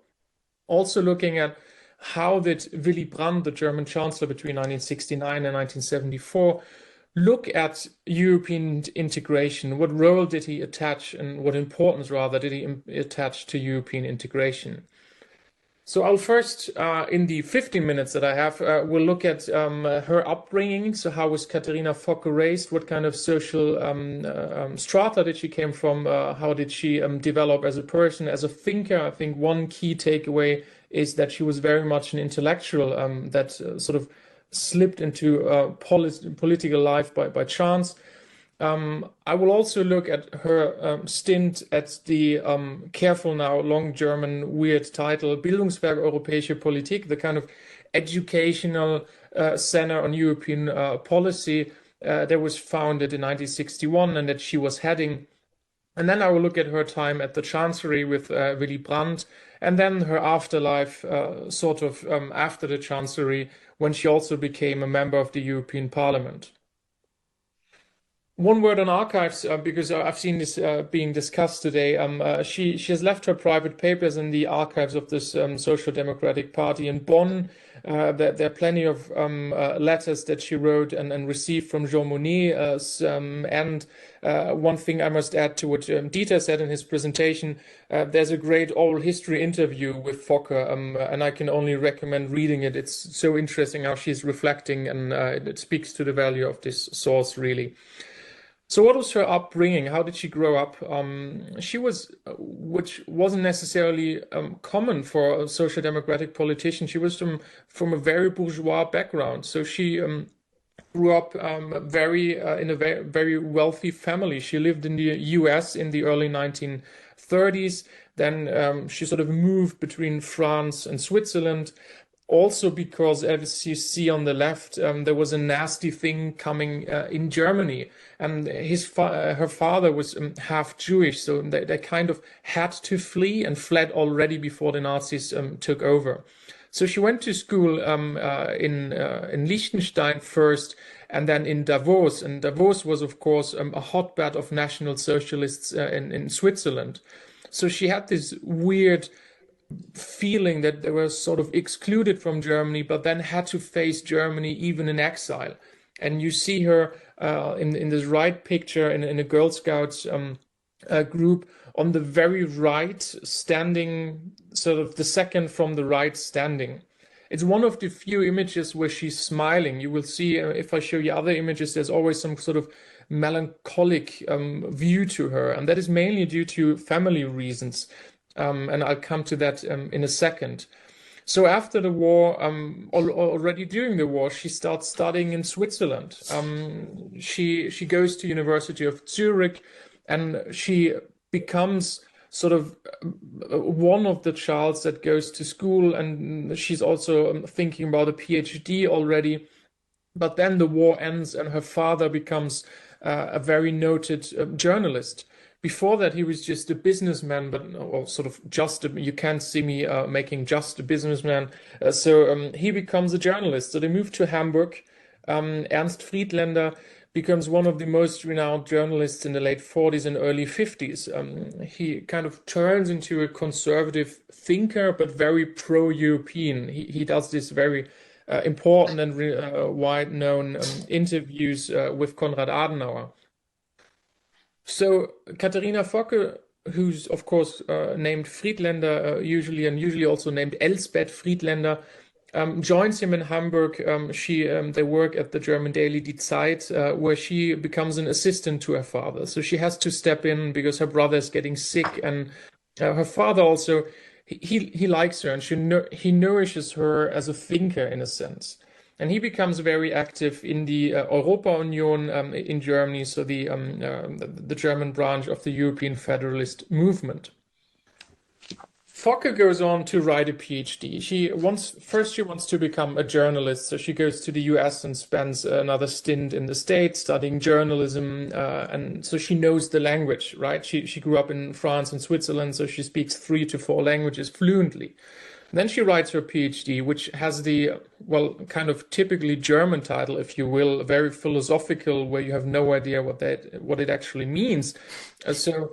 In trying to make sense of this, it's a law PhD, but it's dull, even duller than normal PhD. So it's very dry and technical, but then it has parts where you see that she is writing her own opinions on how these treaties on the coal and steel community, on the European defense community are sort of seen by her without the law filter, if you will.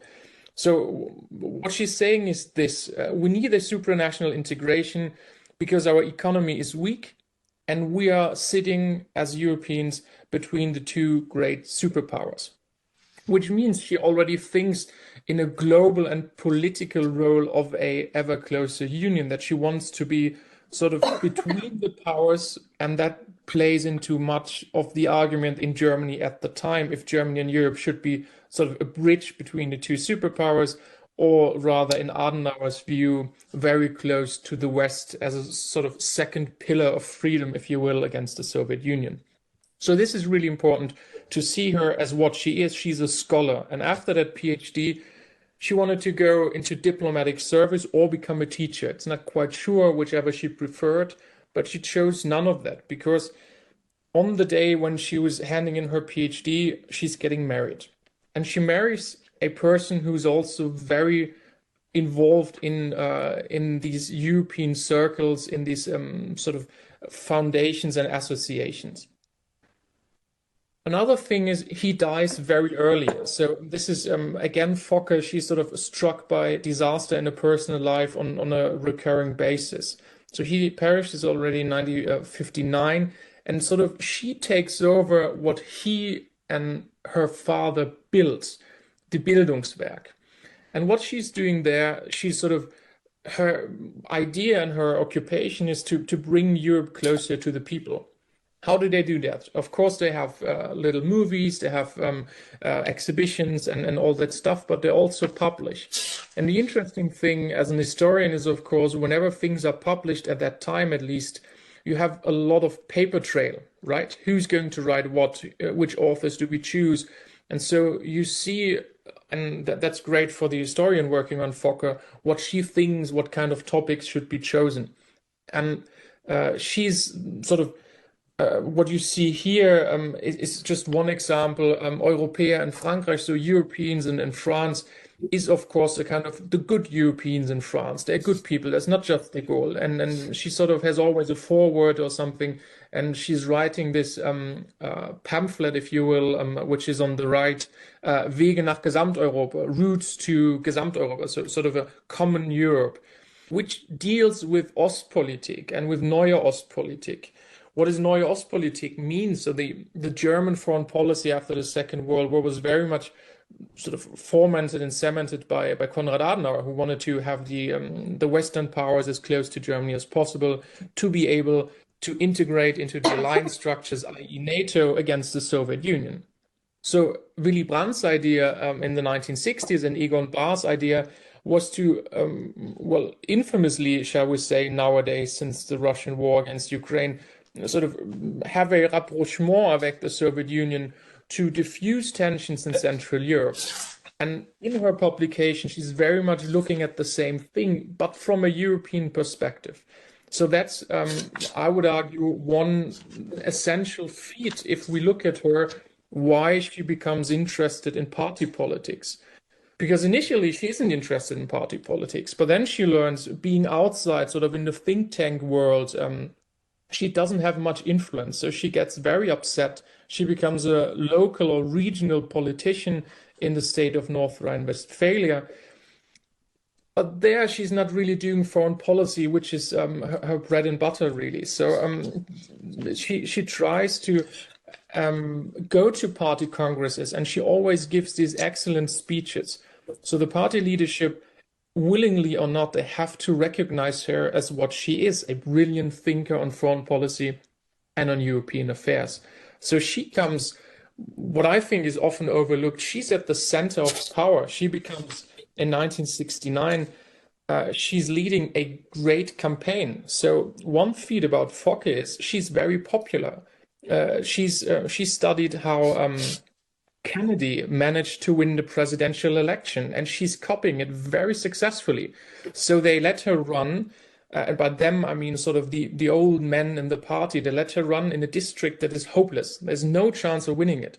But she manages to turn the district around by going to bars, by speaking to people on the streets. So she's very popular in the 1969 election that Willy Brandt wins. And then she joins the Chancellery. And in the Chancellery, it's always the idea, Willy Brandt, and you see on the very left, Egon Bahr, they were focused on Ostpolitik, Neue Ostpolitik. That was their thing that they wanted to achieve. And then you have on the very right, you have the head of the Chancellery, who was sort of doing the bureaucratic stuff rather, and the sort of the infighting, think of him as a chief of staff to a US president. But very often you see Katharina Fokker on these images, and she's still completely forgotten in Germany and even in her own party. But what she's doing there, she's very close to Willy Brandt, and Willy Brandt installed her as a kind of counterbalance to Egon Bahr, because Egon Bahr has nothing whatsoever to do with European integration, and he's not interested in it. So Brandt has her sort of, she's doing the Westpolitik, whilst Bahr is doing the Ostpolitik. And in that personal sort of configuration, I would argue, you can see the two strands of SPD foreign policy, because one of the myths is that the SPD was always vehemently against European integration, which I would always counter and say, no, there is a very pro-European strand. And Fokker is in that tradition, I would argue. So what did she do at the Chancellery? Her main role, I would argue, was putting European issues on the agenda of Willy Brandt, sort of saying this is important, we need to tackle this at the highest level. Not some bureaucrats somewhere, but we need to tackle this. And you see her here, of course, with Jean Monnet, and you see on the right sort of preparation, and you see how often he was sort of writing to Fokker or seeing Fokker. So she becomes a very important interlocutor, if you will, between Jean Monnet and Willy Brandt. And she stays there even after she leaves the Chancery. So the role again of the Action Committee is something that we need to look at here very closely. Did they have real influence? How did that influence sort of develop? Is something that I can dwell on for ages, but I won't, and I was restricted in my time, so I push forward. You see her, which is important, if we look at the time where she's in a chancellery between 69 and 72, you see her at the top table, right? I love how in the second row, Egon Bahr is kind of, I'm not sure if he's looking at her, but she seems to be, in a sense, I'm not quite sure what she's doing there. And she goes on that, she goes on this topic very long in sort of reflections and interviews, how she was perceived at these conferences. She always says she was flattered by the French and even more by the Italian delegations, because it wasn't the norm that a woman was sitting there. And of course, speaking 4 languages fluently and having the sort of aura of a grande dame did, of course, help her in a sense. Because I love that when Simona showed that image of Käthe Strobel drinking beer with Willy Brandt. Katharina Fokker wasn't quite the beer type, so to say. She drove her red convertible to the Chancellery, right? She went on a sailing trip every weekend with her boat. So she's very bourgeois in a sense and appeals to voters in the German public that weren't necessarily the key voters of the Social Democratic Party. So I think this is a very interesting twist as well to sort of where do we put women in German political history, but also in Social Democratic Party history. Some of the topics that come up in the thing I'm writing that I don't go into detail now, you can just look at them, and Fokker was important in all these fields. But the question, of course, I was asking myself and that I hope to answer is, how did the necessities and the pressures of governing, of actually being in charge, clash with her ideals of what to achieve? Sort of, even if the most federal person you can think of, which probably Fokker to a certain degree was, how did governing and being in power actually change some of her beliefs or what she think or thought was feasible? So that's, I think, is an interesting point, and there are good sources on this. There's also the media aspect, of course. Her husband died early, so it was always, you see on the right a headline, Willy Brandt's Europe man is a woman, but there's no time for private life. So, of course, not only the gazettes, but also the serious newspapers, they were very interested in her. But it soon became clear she wasn't a dull person or boring person, but there were no scandals or anything. She was just very much minding her business and doing her job. So you see, it's very early. There's a peak in media reporting, but then it kind of fades away. And the interesting part is she was never really within the Social Democratic Party. Unlike Käthe Strobel, someone who is fighting for equality and gender rights, right? She's very outspoken when it comes to women can also do this kind of arguments. And I'm not a fig leaf is the thing here where she wrote an opinion piece in a sort of a women's paper, if you will, Yasmin. But she's not even within the party. She's not in all kind of these women associations. She doesn't want to be part of that, and she also says we don't need to sort of pretend women shouldn't be women. So it's also, she's always a kind of outsider within the party and within the sort of female members of parliament. She gets kicked out in 72 out of the chancery. There's a brief period where I think they could make her president, so German president, but she declines and says it's not my role, I don't want to do that. And you see on the very left, Helmut Schmidt, the successor to Willy Brandt, he never liked her. And you kind of see it in his eyes that he's not very fond of her. So her career, I wouldn't say ends, but she becomes a minister for youth and family and education, which she didn't really want to have. She was interested in development policy, so she kind of takes it, but she's not very into it, if I can say so. But she's very into development policy and continuing European policies. So she goes into the European Parliament in 79 because Jean Monnet is convincing her she has to run. And what she's doing there, and this is great because we can do all history, there's still many female MEPs, alive, and I talked to them how Fokker was sort of functioning as an éminence grise, if you will, and sort of including the new ones. And she manages to run as a Spitzenkandidat in 1984, which the party leadership didn't want, but she and her colleagues on the right were sort of rebelling against that and said, it's now time that a woman is running and Katharina is our woman and we have to do this. So there's sort of an emancipation, not only of the group in the European Parliament, that Bonn shouldn't dictate who's running as a Spitzenkandidat. And she's stepping in the shoes of Willy Brandt here, right? Willy Brandt was running in 79 as a Spitzenkandidat. So it tells you about her standing in a sense. I'm coming to a close. It is, I think, I started this project, and now the Friedrich Ebert Foundation and the SPD are starting all kind of projects on her and have seen, well, maybe that's a story worth telling. So I guess this work is going on. I'm sort of completing it, and I think what it shows is how important these informal networks have been at several times in European integration history, and also how we should think of Willy Brandt as a chancellor, and also the last part, that there was always that pro-European strata within the SPD.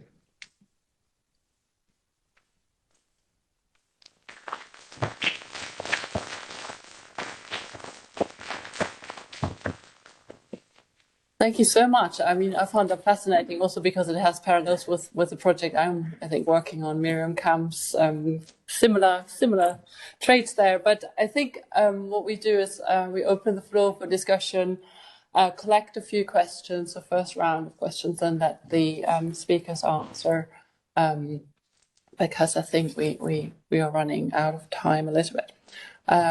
Any questions?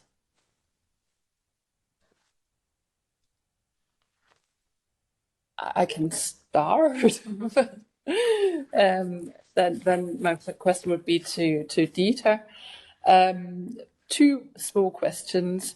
How is the digitization going? What can we expect to find if we can't come to Florence ourselves? That's one question. And secondly, are there any secret funds you would recommend for anyone who would like to find women in the files? Any way you say, well, yeah, this is really worth looking at.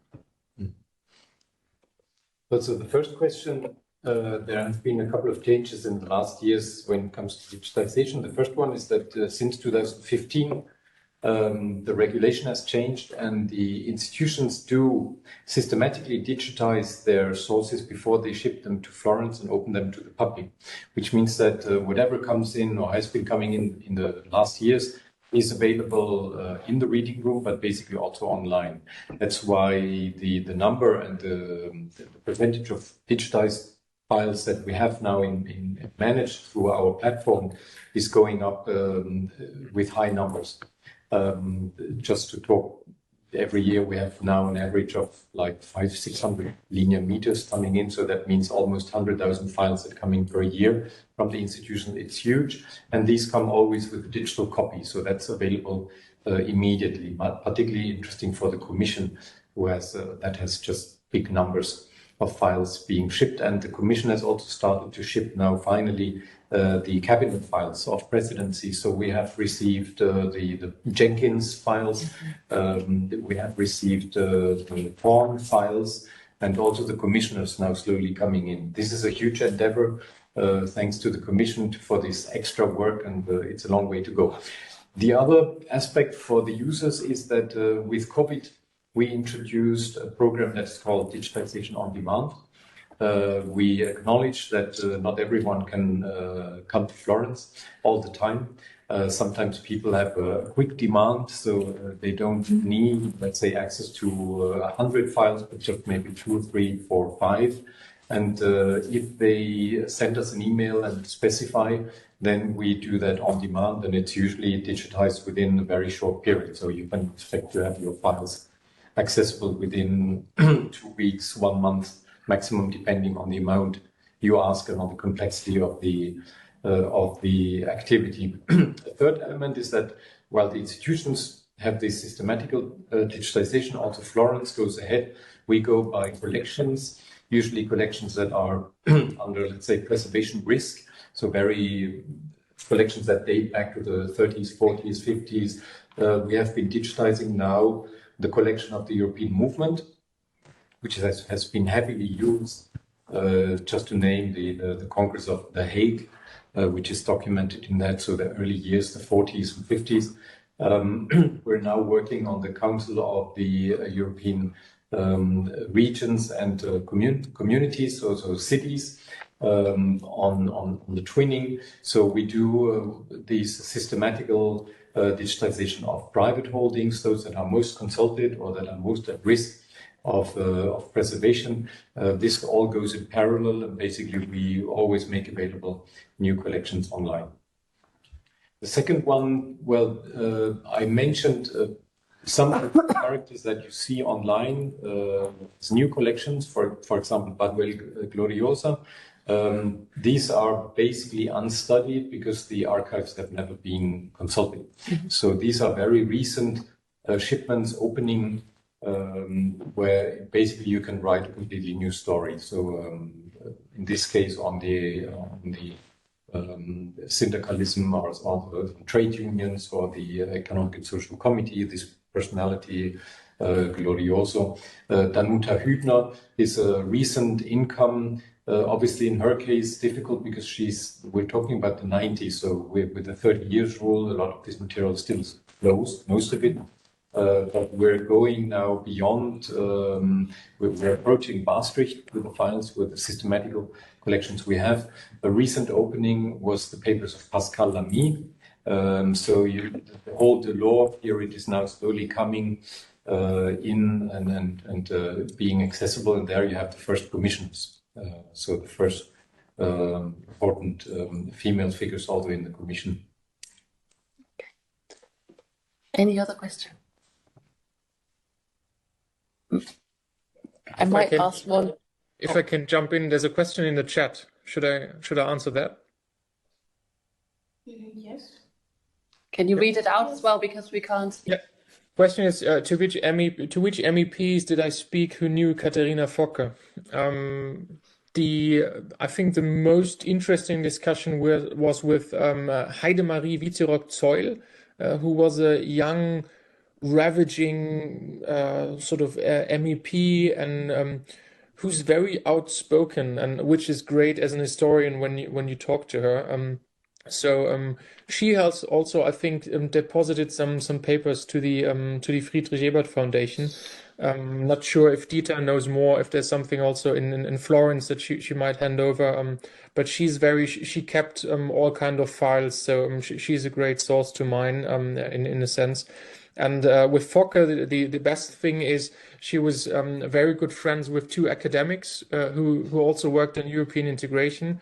And they were professors, so they kept more or less everything. And there are many letters and sort of private chats, and they were friends, right? So they went on sailing trips and whatnot. So that was very helpful to look at how she was, because she always looks a bit sad and melancholic. And that was, of course, interesting. You wouldn't find this in documents that she sent to Willy Brandt, so that helped. And there is still her former private secretary who was with her in the 1970s, and he actually became head of the Friedrich Ebert Foundation, so of the think tank of the Social Democratic Party. That's a great source for all history. We've got one question here. So. Yes, I have a question for Simona. Due to my ignorance, but how is it possible that in Belgium, so women only gained the right to vote in 48, if I'm not mistaken, but there was someone elected before, so it was possible to be elected. In 46, you could vote for a woman. In 48, women could vote. The right to vote. Okay. So you wanted two waves. In one, you have the right to be elected, and then you have the right to elect. And there was only one woman being elected. Of course, yeah. Elena. Yes, I have a question for Bastian. Thank you for your talk. You mentioned that Katharina Fokker was also involved in economic and monetary union questions. And I'd like to know what are these questions highlighted in your research? Sorry, I'm not sure if I got the question. Economic and monetary union, and what did it highlight in the research? I didn't quite get that. So sorry. Sorry. Yeah. So there is a mic here. Do you hear me better now? Yes. So my question was, in your presentation, you mentioned that Katharina Fokker was involved in economic and monetary union discussions. What kind of discussion of achievements are highlighted in your research related to economic and monetary union? Okay, so what role did she play in fostering this? I must say that wasn't her strong suit. So she's not necessarily the number cruncher kind of person. And she is, when it comes to all these topics that I've shown on this one slide, she's very engaged in social policy, the reserve fund, but more because the reserve fund is in general a German project. Or becomes a German project because Brandt is at some point starting to push it. But it's not Fokker in herself. What Fokker is really interested in is to sort of structures. She's interested in having European ministers in every member state, sort of on a cabinet level to appoint ministers for Europe. That's one of her pet projects that she's pushing really. And enlargement is a question close to her heart. But when it comes to maybe one point that I found interesting, when it comes to majority voting, she's also in the camp of those who say it's too early to start with too many subjects majority voting. So she's also, right, the federalist in power becomes a powerless or maybe hapless federalist in a sense.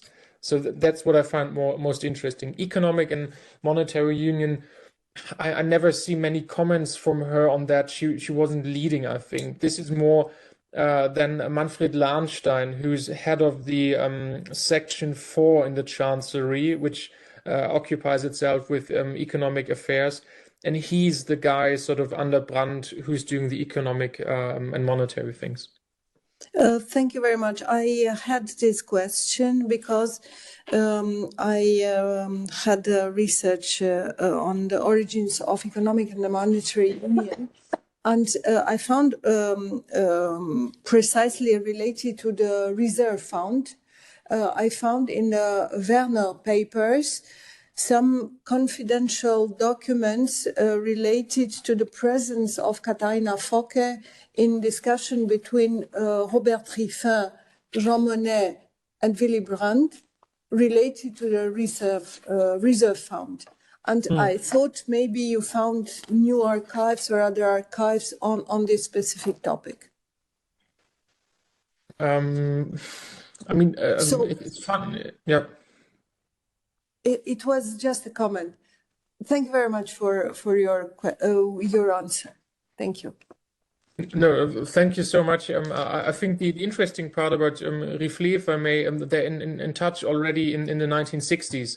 They know each other sort of as compatriots, and they exchange many letters. So that's, if you're interested in that, I mean, we can talk bilaterally. I would love to be sitting in Luxembourg, but I think it has to be via email first. But yeah, thank you. Thank you very much. Any more questions? Maybe I can have last questions to Bastian. I was really intrigued by Fokker and how she started off as a thinker of European integration before becoming a politician, a practitioner. What were her intellectual influences and networks when she wrote her thesis? Did they reach beyond Germany, or were they mainly German? Yeah, thank you. It was mainly her father, I would say. It's not to patronize her, but it was, when you look at just the semantics, what kind of language she's using, and her father also sort of employed her as a research assistant for years in writing his books, in thinking about his books and his view on Europe. So their thinking was very close. I would say there's no one else that would compare in any sense. And he's that sort of interesting in the mid-40s and sort of end 1940s. He's in the neutralist leaning camp. But then he becomes sort of an Adenauer Cold War warrior. And she sort of makes that shift. And then they shift in the 1960s. I think she's more the leading part on this towards the Neue Ostpolitik. So I think he's more influential in the beginning, but then in the 1960s, I would argue it is more Fokker who's leading the way, and Ernst Friedländer, so her father, is falling in line. But the most important intellectual relationship is with her father. That's clear, I would say. And I would say relationship, not necessarily only father-daughter passing sort of a one-way street, but it is already early a conversation that they're having. Okay, thank you very much. Last call, otherwise we close. We close the panel. I think everybody's getting a bit hungry. And yeah, we have to sadly say goodbye to you because you can't come to the dinner. But thank you so much for your paper. Thank you, Dieter, and thank you, Simona. Brilliant papers. And yeah, thank you to the audience.